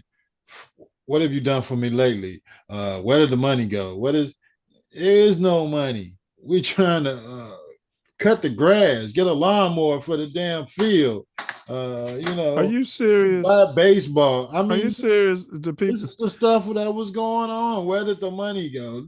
The money. There is no money. What do you think? What do you think? You think the white man just said, "Oh, y'all black and y'all from the inner city and we the major leagues. Here's a check for $1 million."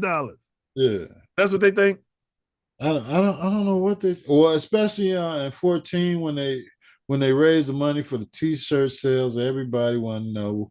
Oh man, all the money and where the money go? And the money's in court. The parents were suing the league for what they said. They didn't know anything about what was going on, and then you got lawyers involved. You got a bunch of crap going on. You're talking about where the money go? Money's going to the kids. Hey, that's where the money's going to. We speaking of money, we got a Leo guy in the chat. Hey, Leo, how do you explain, from your standpoint, the evolution of sports in these third world countries? He's talking about the shithole countries, who are poorer than inner city youth. Well, they're playing. I'm glad he brought that up. Soccer is pretty cheap right now, except they still are going that AAU route, trying to, But all you need is a ball and make a fucking goal. This is the goal. Yeah. Basketball too. You just need a rim and a ball. But these other sports like golf, baseball, they're not really doing that in those third world countries. I'll be asking them when I meet tourists. They're not doing that. They're not playing baseball. And in Japan, they play because I mean, it's countries like the Dominican and Cuba because of the government sponsor, the state government sponsor. Even the United MLB will start academies over there and spend some money to subsidize the best talent learning how to play baseball and making it over here to the United States. They got all that set up. Mm-hmm. So it's, but you it's said not they don't. happenstance. They're not pulling themselves up by their bootstraps. What are you saying? They have that set up for that, but they don't have that set up for the inner city youth? No, they won't. Yeah. Well, Is that what you're saying? they're saying that they're attempting to. I know they keep saying, but how hard can this be? And they got Griffey Jr. As the figurehead now that's in charge of developing. And, you know, and these teams will spend money and drop a little money to But it's Griffey Jr. I don't like, listen. Yeah.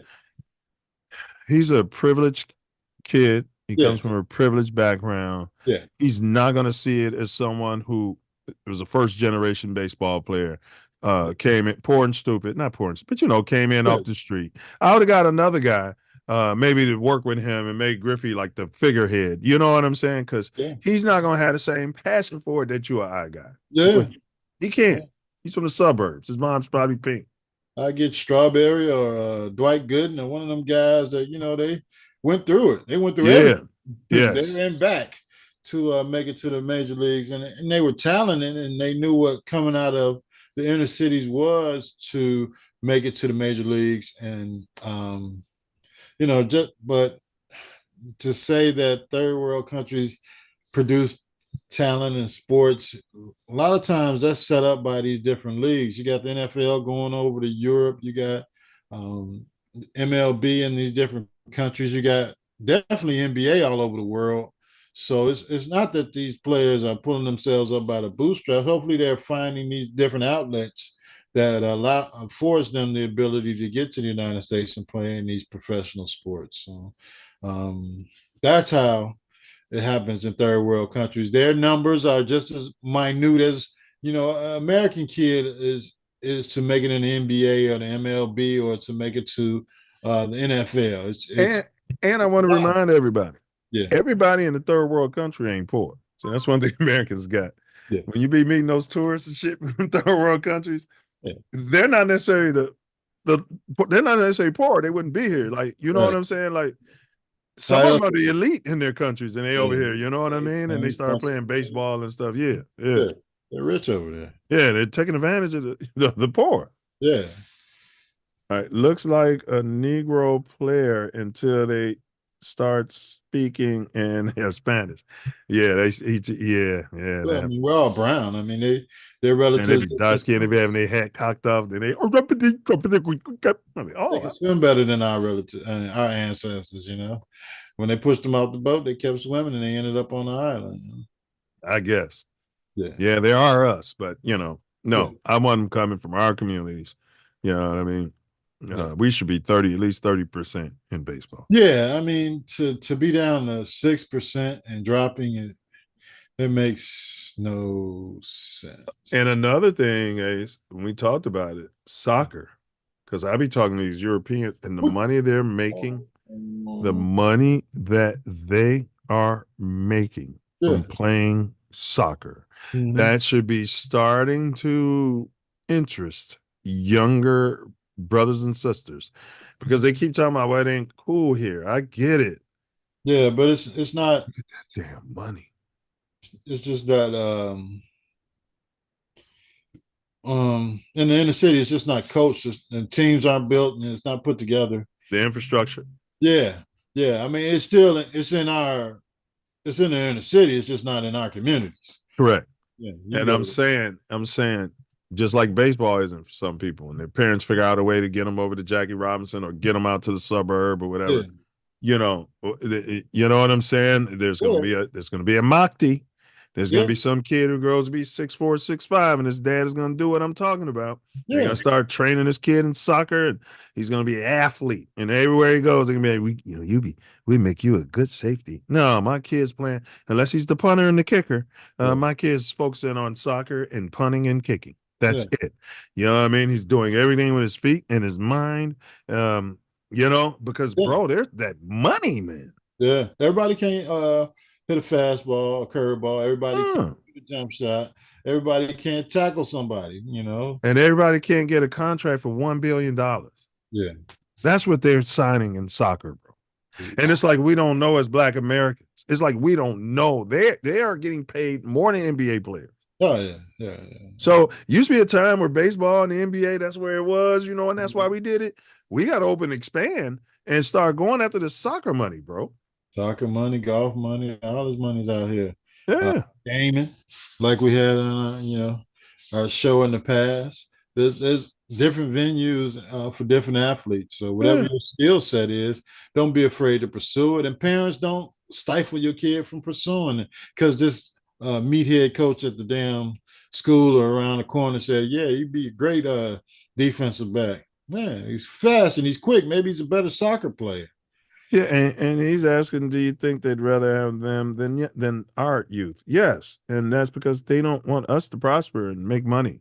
That money will go back to their countries. They want to keep our communities shitholes. It's all by design, bro. Stupid, yeah.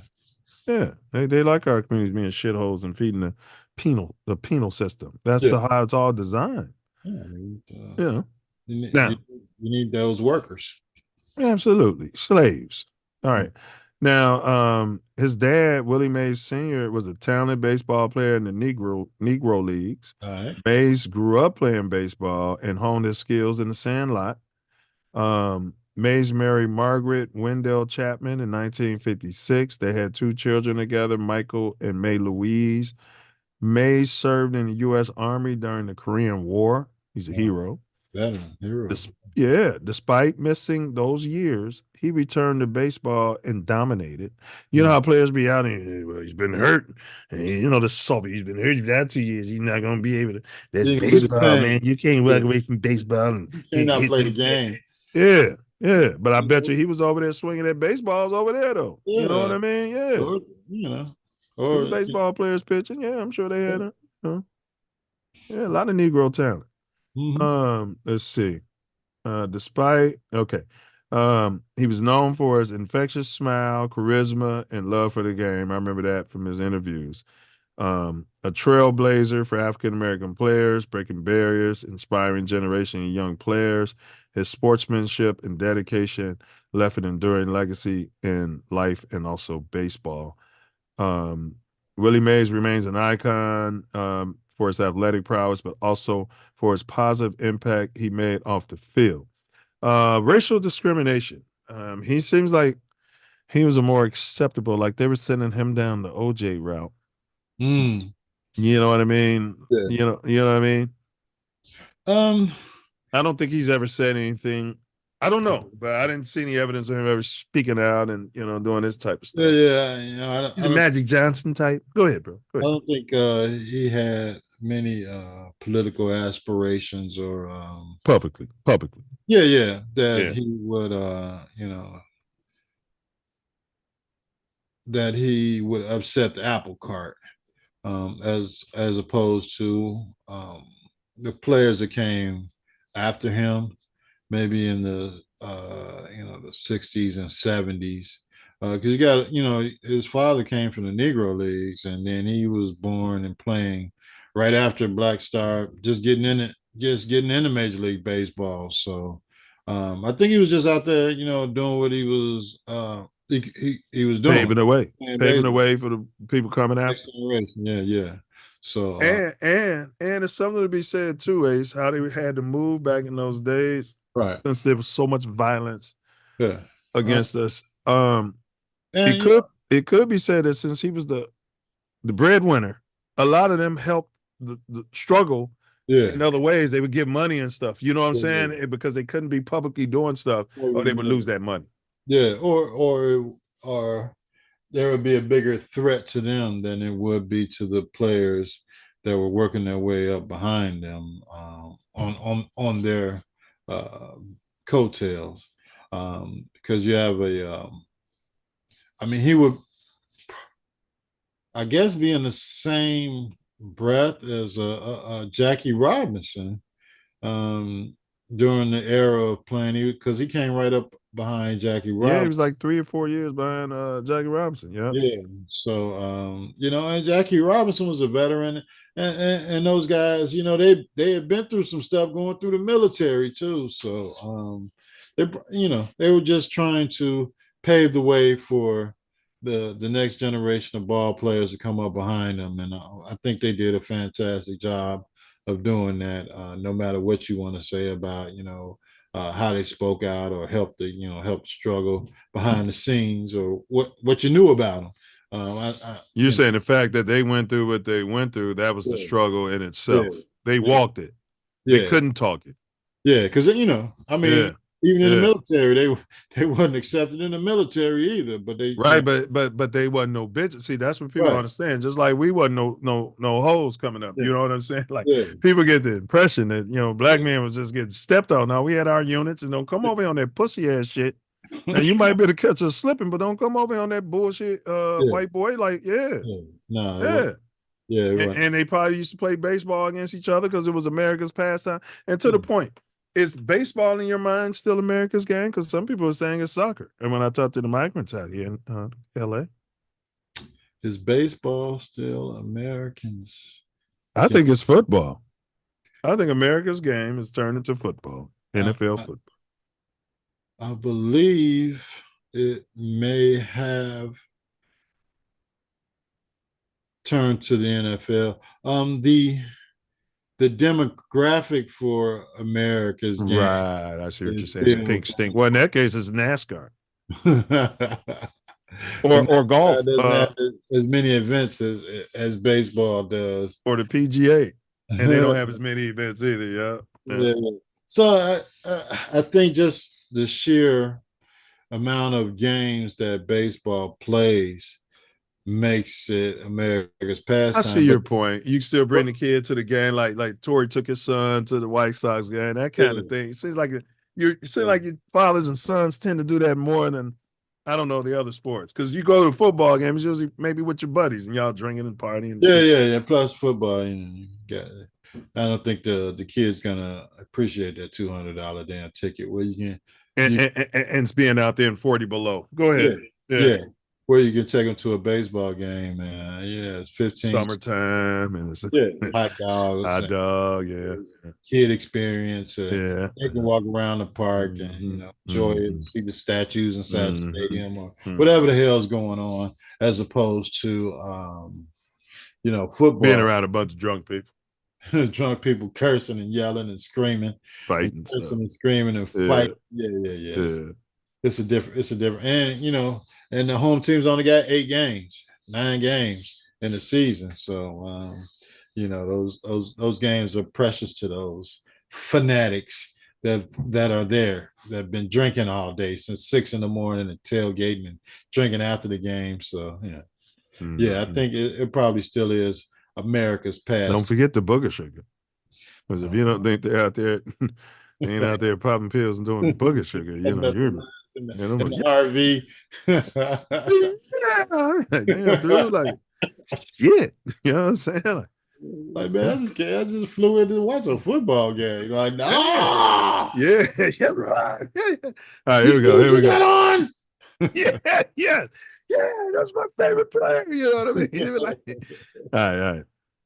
Topic, we're gonna get on it, man. Is JJ ReDick? Is JJ a ReDick? All right. So I just want to start with this. There was a former Duke player who jumped in, who chimed in. All right, well, hold on. We got Tess coming in, so let's see if he's got some commentary. Original Mouthpiece included. All these Leo guys in here. Leo, don't wait. Put the L up, baby. I'm not Leo. I'm not Leo. What up? Yeah, man, I love this topic. I had to join, man. This is something that I love baseball and just the whole science. Forgot that. Yeah, I forgot you played. That's how you and go ahead. My fault, but that's how you and Tor. Yeah, y'all played baseball and basketball. Yeah. Played football. So baseball was something I got into. I used to play at Leo. So, bro, you training the boys yet? I got him in. Go ahead. I got him in T-ball right now. I got a 4-year-old and a 6-year-old. So the 6-year-old got coach pitch, and 4-year-old is doing T-ball. Yeah, that's what's up. But you know how it is.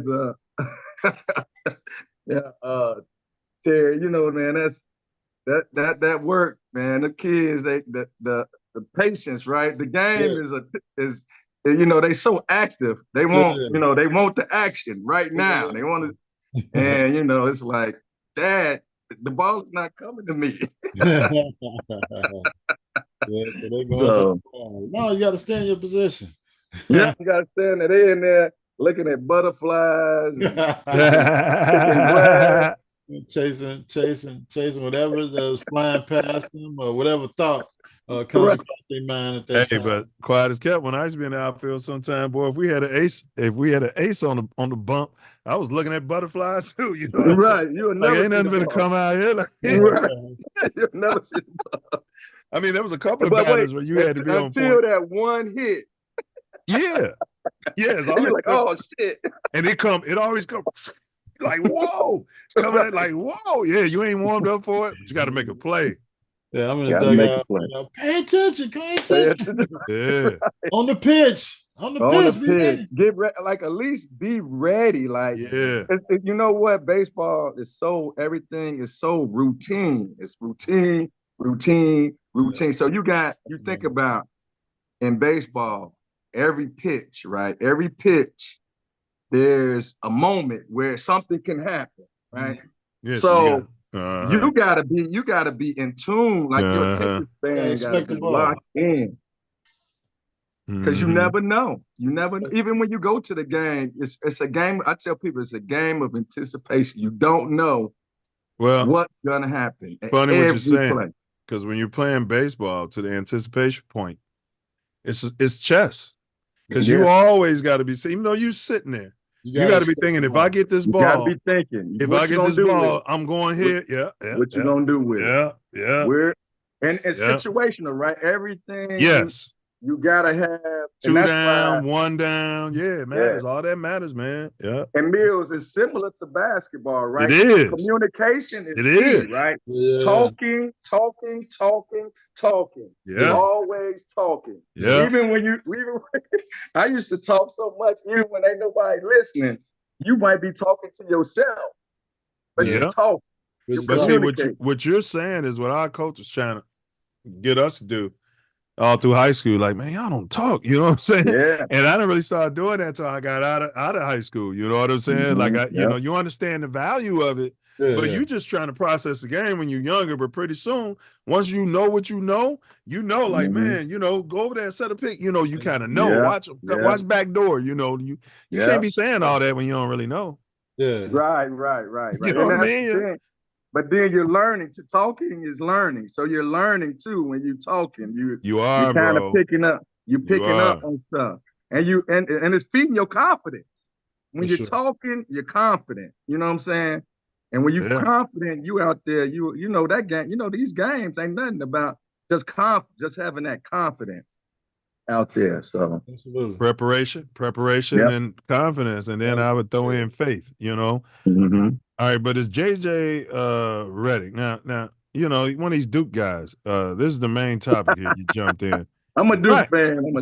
Yeah, I was a Dookie too. You know, don't get me wrong. You know, and I always knew they were a bunch of racist bastards. You know, but I didn't like the whole idea though that we always had to be, you know, necessarily the uneducated goons. You know, I didn't like that necessarily either. Like Duke had black players. You see what I'm saying? And those were the players that I embraced at Duke. Like I wasn't cheering for Leitner. I was cheering for Grant Hill and the other Hill. Thomas Hill. Yeah. Now I did like Rat Boy, Bobby Hurley. He smoked cigarettes in the locker room. Well, you remember he come from a legacy. Dan Hurley. And his father over there in New Jersey. He was the first one to start smacking the floor, and he played that. Yeah, I messed with him. A gym rat. Gym rat. Yeah. All right. He looked like a rat too. But you know what? Now basketball and college basketball today is totally different than what we used to see. Yeah. It's a business. Yeah. Well, it's a business. It's all a business now, yeah. Man. NIL money and the shoe deals and Can you imagine when we was in college, them guys coming in making $2 million deals and we would never see them on the yard. No, because it used to just be the coach making the money. Right. In the damn school. But Marcus Liberty and Kendall Gill and hey, well, Anderson. We see would never see them. We see Liv. Liv used to be Liv. That's because Liv would be at the crib drinking 40s and hanging out. Yeah. He wouldn't be doing that and making $2 million, $5 million in NIL money. Yeah, he had the right people. You know what I'm saying? It'd be a whole different thing. He'd be busy. Yeah. All right. So here's your boy JJ Redick just got hired. That's LeBron's boy. They got a podcast together. A lot of people felt like LeBlame backdoored the brother who's coaching, according to Stephen A. Coon. They said a lot of coaches didn't like how that went down, that LeBlame and AD was coming out publicly talking about this team ain't prepared, stuff like that. And then all of a sudden, you know, your white boy homie gets the job. You know, a lot of black coaches didn't like it. So now, once he got the job, Halima Nash, she came out and said, I've only been called the N-word to my face by a white man once in my lifetime, and it was on the campus of Duke University while I was doing work with the basketball team. Now, I've researched a little bit. That work she's doing is in question. Okay. And today, that's what they call it work back then. Yeah, it's kind of work. Yeah, you ain't around here for nothing. History. Yeah, you didn't come here for a haircut. All right.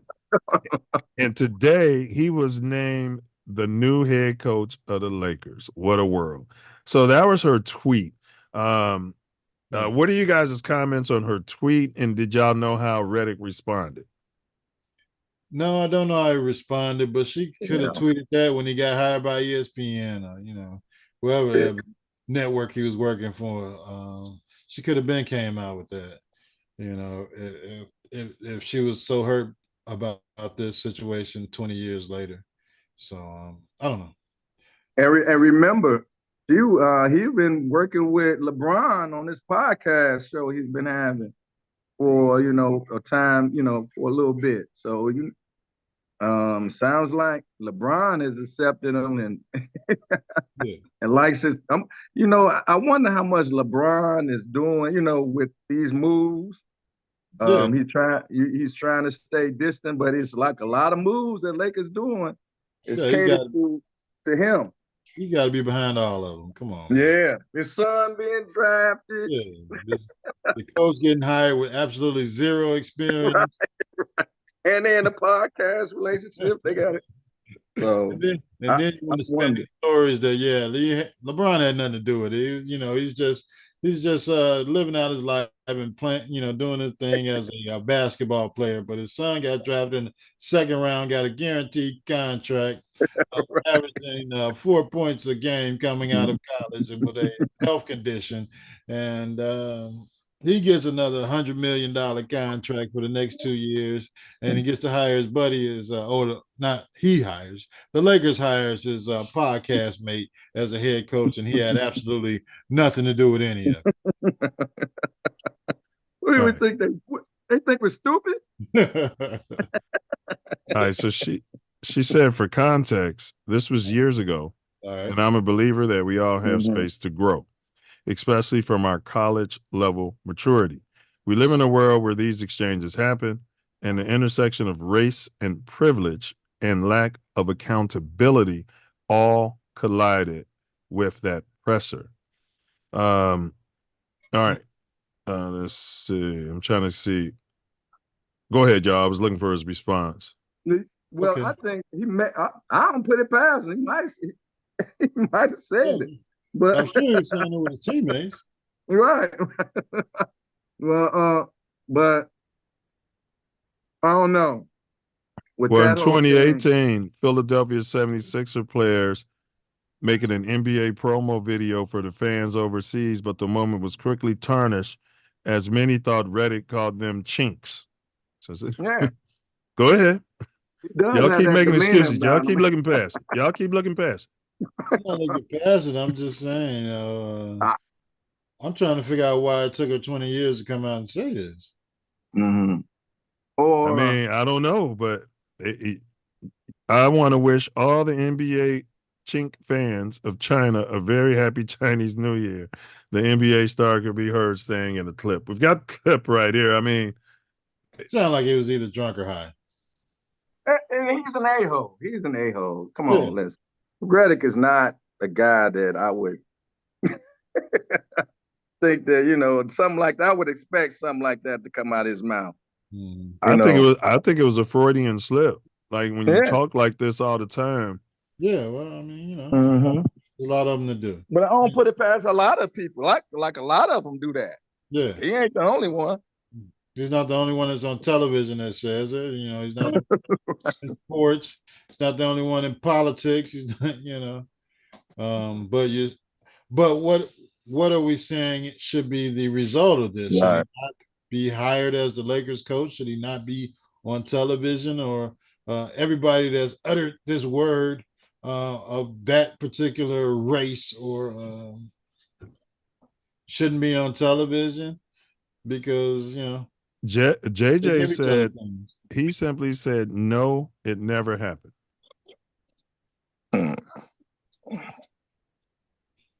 Her word against his. Yeah. Yeah, it's almost, you gotta have proof. Does he have proof?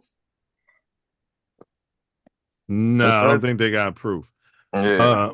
He's smart enough to know that. So he should go after Seward for slander or something. Now, DUI privilege and Coach KKK support. So I'm just talking about this guy. He went at Stephen A. Smith on his own show. Oh yeah, I remember very that. down to him intellectually. Yeah. You know, he had this big DUI. You remember, Tez, you're a Dookie. He had the DUI, and Coach K came out there and talked about how great a person he was. You know what I mean? He didn't miss no games. There was no suspensions. He's allegedly running around campus, arrogant and white. We've all met him, calling the black women there the N-word when he gets frustrated. You know, maybe he didn't call the Chinese. Does he have a championship ring? He don't have a championship. I think he did get one. I know he's Duke's all-time leading scorer. I know that. Yeah. So he stepped away from his podcast. I don't know, man. I don't know. I just want to ask y'all, what does this say about Coonan A., Stephen A. Smith, and LeBron's racist dar? It's like a gaydar for racist people. Why are they doing business with this guy if to most black people you can figure out in 3 seconds that he's racist? Or is it just me? It's business, and they, you know, probably most of the people that they associate with are racist. So he's just another one of them. And that's a good question, Milz. I don't understand why he was the guy picked. I don't understand that whole relationship. It could have been Ty Lue. It could have been Ty. Ham got fired. That whole stuff was like, how's he getting blamed? They would look terrible. They look terrible. They couldn't beat Denver. I mean, they couldn't beat like a lot of teams in the West. So I don't know why Ham. But when they won that midseason tournament, they were sure happy.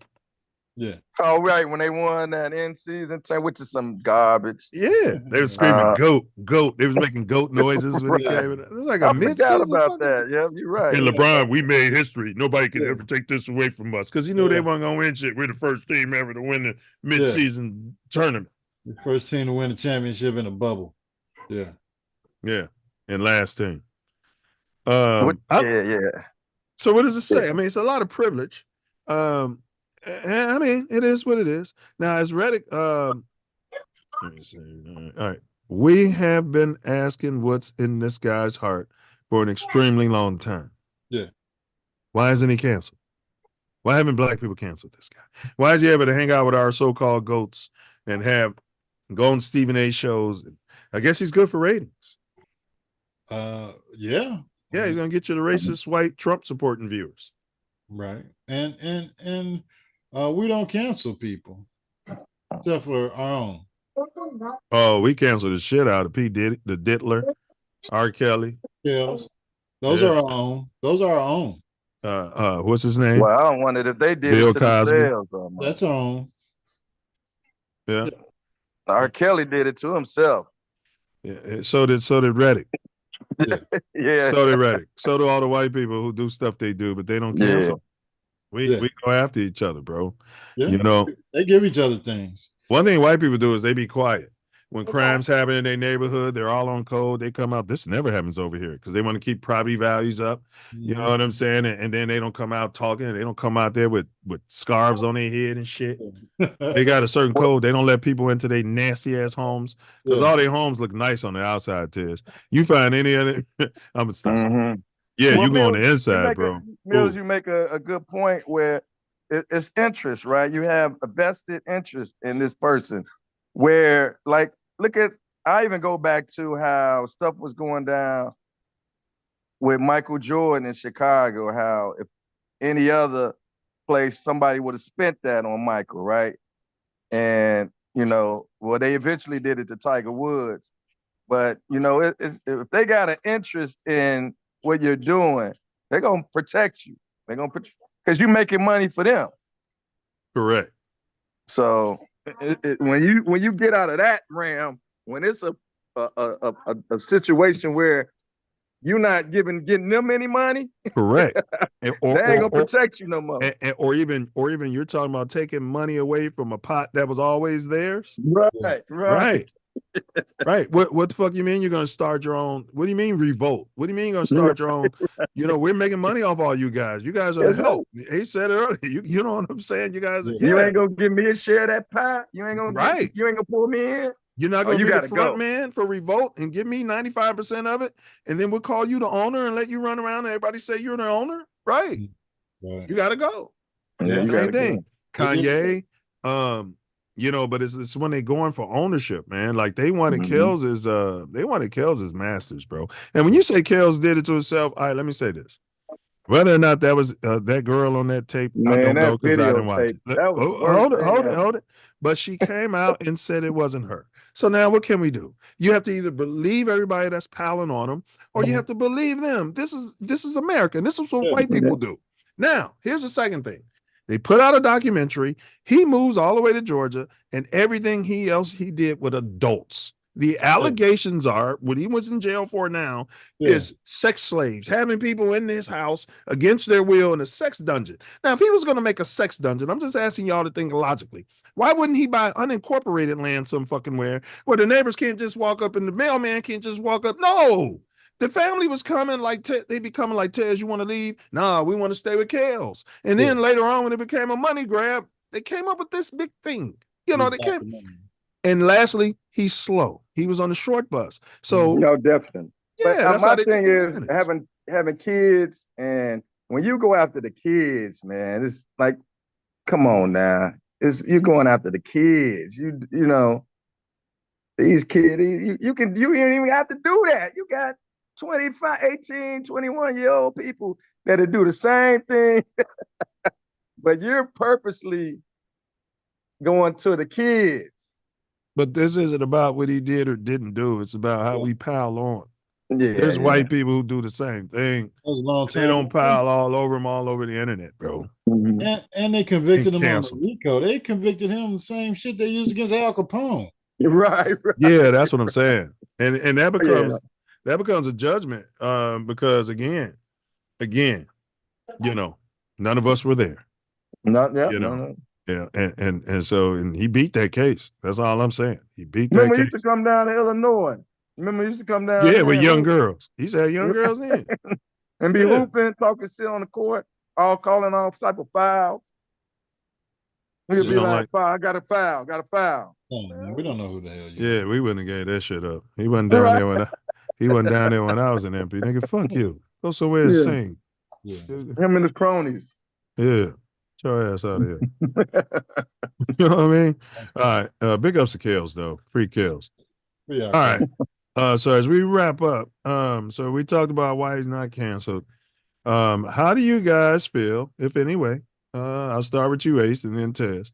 How do you feel that all of this, the allegations about JJ Redick, could affect he and LeBron's, bromance, and also potentially the locker room? You got a lot of shit going on. Now my son is being coached by a potential racist. Well, I don't know what's in his heart. You don't know what's in it. You don't know what's in his heart. But they give each other things.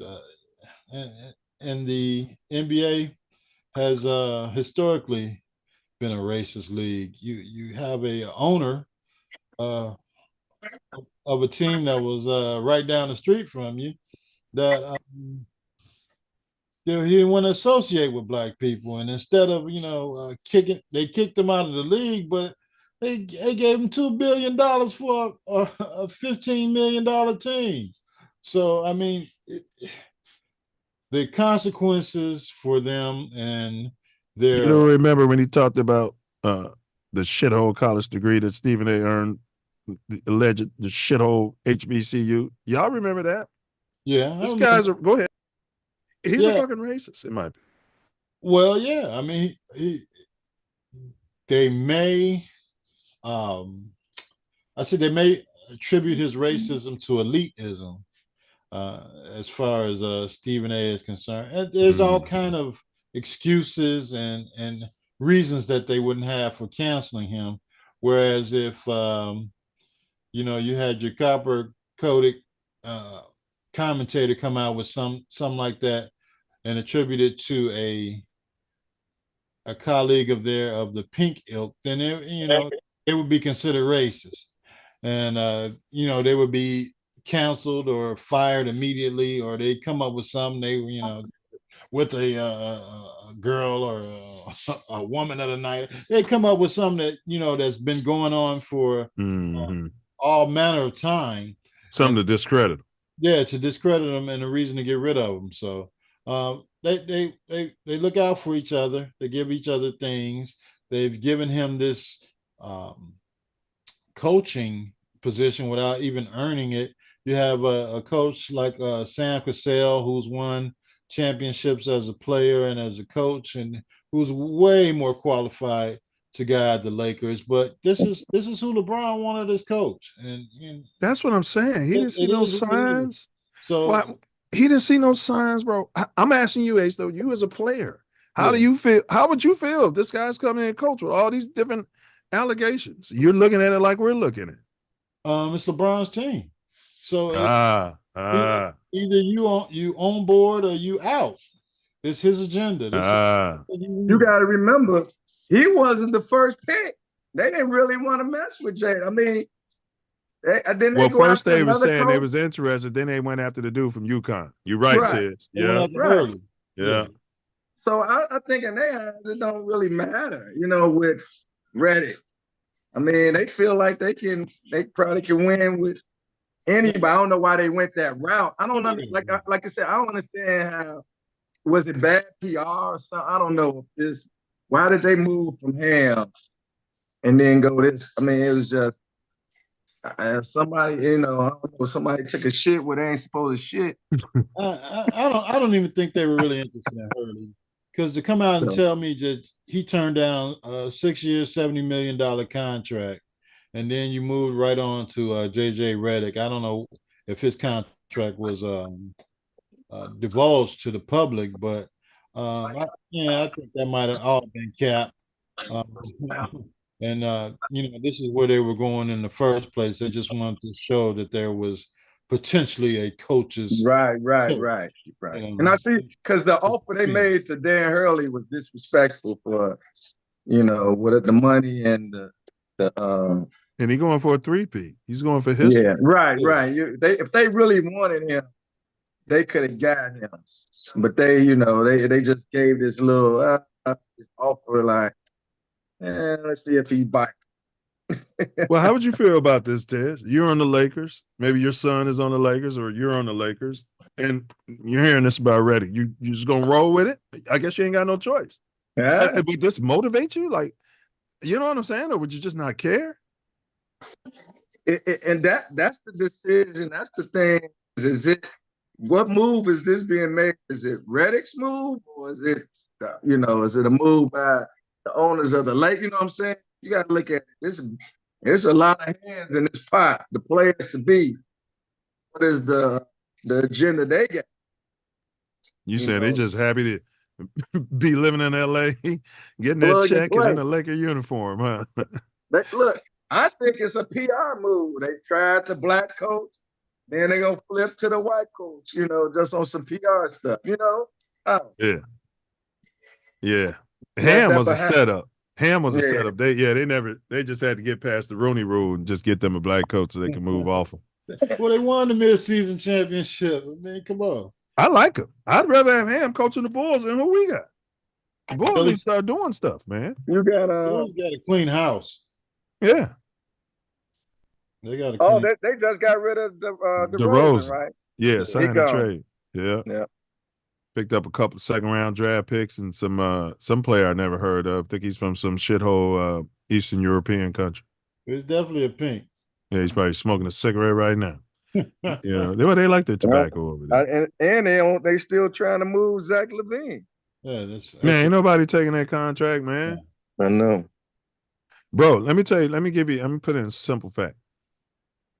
It's like you need somebody to work on the fryer, right? You run a restaurant, you just need somebody to drop the fish, Tez. That's all they're doing is dropping the fish. And the beep, beep, beep, dropping it, shaking it off. That's it. And some jackass has them under a guaranteed contract at $75 an hour. Do you know what I mean? You're not hiring that. You're not trading for that guy. Yeah. Right. No.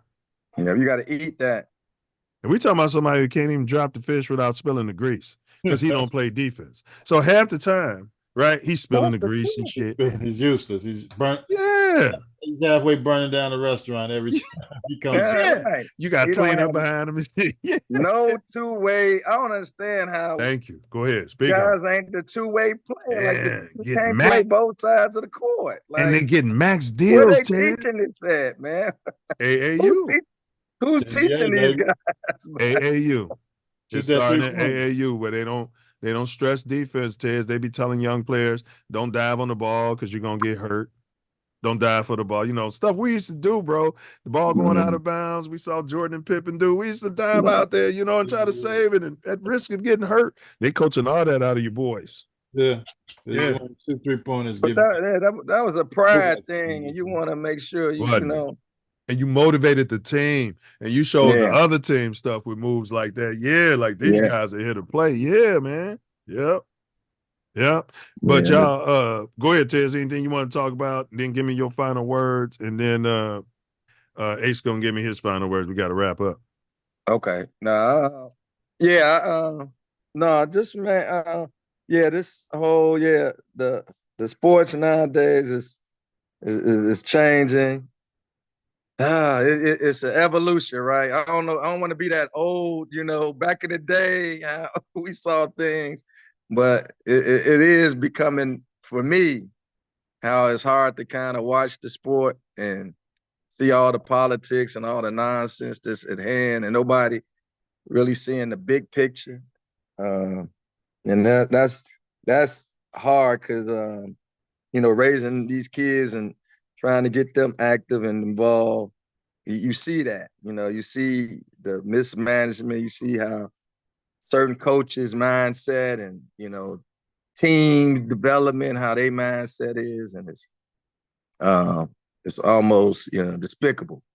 But that's all I had to say on it.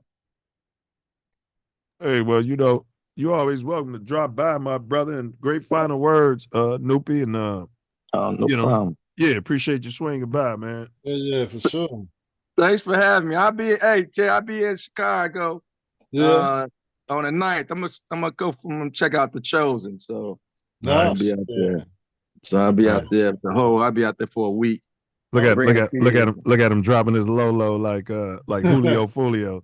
So his ops gonna be out there waiting. Rest in peace, Julio. Look at him on the internet dropping his low. He's gonna be out there at 8:45 over there. Yeah. I be doing it too. When I went to Tory's event, I'm like, I said it though. Any one of my ops want to squabble, we're gonna be out there. Yeah, and my back hurting right now, so it's the best chance you got. They ain't coming out there either. No, they ain't coming out there. Hell no. But great final words, Noopy, man. You're welcome to drop by anytime, bro. Oh, thank you for having me. Appreciate it. Sir. I'll see y'all.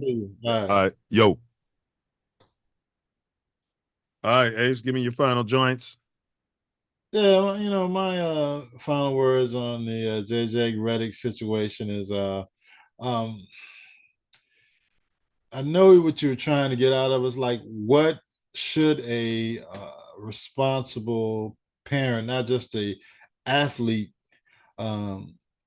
or other members of the team, you're welcoming in a new coach, and his whole background and history is non-acceptance of or non-love, hyper privilege at minimum.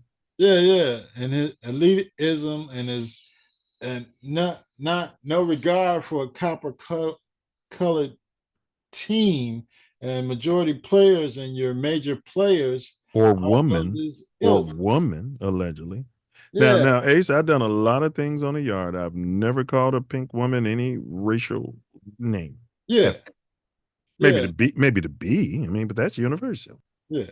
But I mean, and you want to think like what situation could have even come about between him and this young lady where he would even utter such a word allegedly, and I can't think of anything, Why would she lie about it? Yeah. So it's something she's held in her heart to this time, and she felt that it had to come out that this. And maybe she did tweet it in the past, Ace. It just didn't go viral. And now, since he's become the Lakers coach, everything's trendy. Yeah, everything has to be looked up. It's under a microscope, and now his platform is the Lakers, and she doesn't understand how can they hire this guy with no experience, no love for the culture of basketball, just an elite pink man and a podcaster. He might have been a basketball player, but all basketball players aren't basketball coaches. So his response was no, it didn't happen. An out of touch response. He didn't go into the struggle with black people, and I don't know how she could have done this, and whatever I did, to make. I'm so sorry. Nothing. Yeah. So I don't know what happened in this situation, and I don't know where this is coming from, but no, it didn't happen, and that's that. And just wrote it off. That's the elitism. Yes. That is in his heart. That's how they feel about slavery and racism. No, it didn't happen. / race. Well, it's being whitewashed out of all of the history books and time and his story, not our story. Yeah, and his story of Jim Crow, and they want to attribute everything to slavery, but even after slavery, the treatment of black people in this country is deplorable, and it's still going on to this day, and they still don't want to talk about all the things that they stole from our ancestors, all their ideas, recipes, business models, all of these things that land. Yes, and jobs as far as coach of the LA Lakers. So I think it's not a good look on LeBron, the Lakers, and his quote unquote legacy. I'm fine with you playing with your son, getting your son on the team, whatever happened in that instance. But to have Darvin Ham fired as coach and to bring in, you want something better than what you had before. So if an experience and Kobe hated JJ Redick. Kobe being Bryant, one of base basketball. Hold Your Thought told a story. It was Carmelo. Said Coach KKK was in the Olympics praising JJ and talking about he's outworking everybody. All that shit. They said Kobe went so hard, man. They said JJ didn't score in practice, and Kobe was running. Bing, what you doing? Man, I hate this motherfucker. I can't stand this motherfucker. So, and Kobe didn't like Papinka. So Kobe probably had a radar. Yeah. Kobe probably had a gaydar. You know what I mean? A gaydar for racist people. Yeah. Yeah, especially, his experiences living in different parts of the world. Italy, and coming back to the States and having more mental and experience with different races and different Shit. cultures. And Hey, don't think that bougie ass school in Philly wasn't racist he went to. Lower Marion? Yeah. That private school? You know they was racist. Yeah. Yeah. It was probably a JJ Redick type there, or, Yeah. he was playing against JJ Redick and in his AAU and his youth days. So that probably might have precipitated the hate that he had for this guy. But that's my final word. I just don't understand why the Lakers would put themselves in a position to have this guy as their head coach when he's not going to be better than the coach you just had. And I don't think he's going to propel them to the point of succeeding. And what you would be looking for after you fired your damn head coach. So I don't think the players are going to be any extra motivated by this hire. What would you say real quickly in response to someone who says, well, in JJ's defense and in these people's defense, when we go to areas that are predominantly not a public institution, if it's a public school like U of I and it's 95% white, that's different. It's public. Yeah. But when we choose, kind of what you were saying, your son wanted to test the waters here. When we choose to go to their private institutions where they're obviously choosing that institution because they don't want to be around any brown and coppered, and they don't want to be around that. They don't want to be around any Muslims, so they have these private schools set up. And now you bring your black big lip son in there because you got some kind of money, and their kids are racist. I mean, what do you have to say about that? We're going in their spaces. What do you say to that? There's no such thing as their damn spaces. Those days are over with. It's 20. Yes. Fuck. When your parents and your grandparents and all these races are gonna ever die? I know they spread all this hate and all this vitriol to people because of their skin color on to their kids and grandkids and put it in their wills and trust that you gotta hate. But damn it, come on, it's 2024. Get over it, man. Jesus. Right. That's fair. Yeah, racism is a money grab, y'all. When you get to the bottom of it, and the equality that people keep striving for, it's them striving to be our equals. Just want people to know that's my paradigm on this. I'm not striving to be equal to them. But that great final words, bro, and that's going to wrap up today's episode of Mouthpiece Included. We've explored whether JJ is a ReDick, allegedly, whether he's indoors, outdoors, whether it's innuendos or, racial or not. We've even dissected more elite privilege, allegedly, with Charissa Thompson, because I swear if she was some sort of sister girl and she said that, they would have been all over her. Twitter, Reddit, Stephen A. would have had to come on. I'm a journalist. I don't understand how you besmirching the title journalism by coming out saying that you made up stories. And when I get out of bed, first thing I think about is my boss and how I can get my boss. He's a white man. How I can get my boss more money. That's the very first thing on my mind when I wake up. Ooh-wee. Only in America. All right. Yeah. So yeah, we've also dissected Charissa Thompson's fake news scandal, and we shared heartfelt memories of our beloved baseball legend, the Say Hey Kid, Willie Mays, and rest in peace, brother. Thanks for everything. Enjoy your journey, and condolences to your family. So, if you guys have any questions, comments, feedback, please feel free to drop a comment below. Until next time, stay safe. Stay healthy and stay loyal to the Navy and Orange out there, even though I hope Halter Top holds out. Not a spite. Hold out, Halter Top. If you want me to be on your team and your fan, hold out. 6 weeks. Hold out at least 6 weeks. The time that they should have gave Justin. Oh, yeah. I want them to go with Bilbo Beijing. All right. And FGB. FGB, definitely. Don't forget to bring your mouthpiece. Next week, Ace, we're doing what impact does fan behavior have on players' performance? We're going to look at the analytics of that all. All right. Yeah, we need that science, and then maybe if we can come out with something that's really scientific, we can pass that along to the kids who are going off, the children who are going off into sports, and it can help them in some way. We're delving into the psychology of sports and how the fan reactions, both positive and negative, could affect athletes. We're going to share anecdotes and or any research we can uncover related to this fascinating potential topic. Huh? Yeah. I got some stories from the baseball game yesterday about some ignorant comments made by. Oh, I love hearing fan ignorance. Oh, they be out there in their splendor. Oh man, I'm gonna start giving me a little hidden camera just to listen to the ignorant meatheads talking. You know what I mean at the game.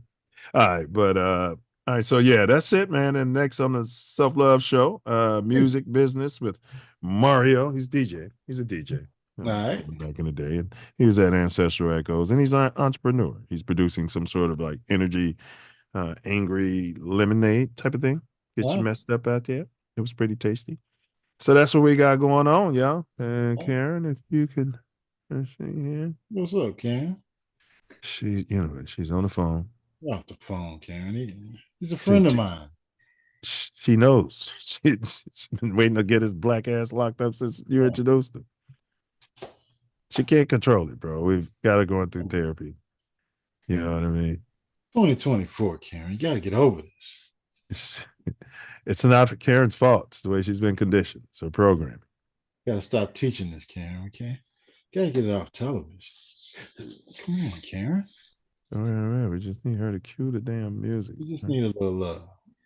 That's why we have the Self Love Show on Tuesdays here, right on TATN. Tune in, like, share, and definitely subscribe. All right, y'all. To his point. Mouthpiece included. Hey, you find yourself, you might be sliding through southeast side of Chicago, dipping down LSD. Oh man, it's packed up at 31st. I should slide up. Now them niggas might start shooting. Yeah. It might be over west. Pick up some Uncle Remus. Oh, these niggas out there. Oh, I can't believe those people let these people hang out in front of there like that. All day, all night. All day, all night. You think the police know? Yeah, I think they all part of it. No. You better watch your back. Check your six. Check your blind spot. Things in your side view are closer than they appear. Use your blind spot protection technology. Guard your grill. Make some smart decisions. Those guys just standing around the gas station. They just hovering around the gas station. They 19. They just there. It's 11 o'clock. There's not a girl around. They got a book back. You don't need gas. Don't stop. You don't. Yeah. And then if you pop out and they pull something out there and they give them everything they ask for and bless them. You know what I'm saying? Because you ain't about that life. You ain't about it. You get shot, now you're in the hospital and they're doing surgeries. And do you have the health care for it all? They're going to sue you. Yeah. All right. Yeah. My fault, y'all. I got carried away. Knuckle up, guard your grill, and don't forget, baby. Don't forget, baby. Don't forget to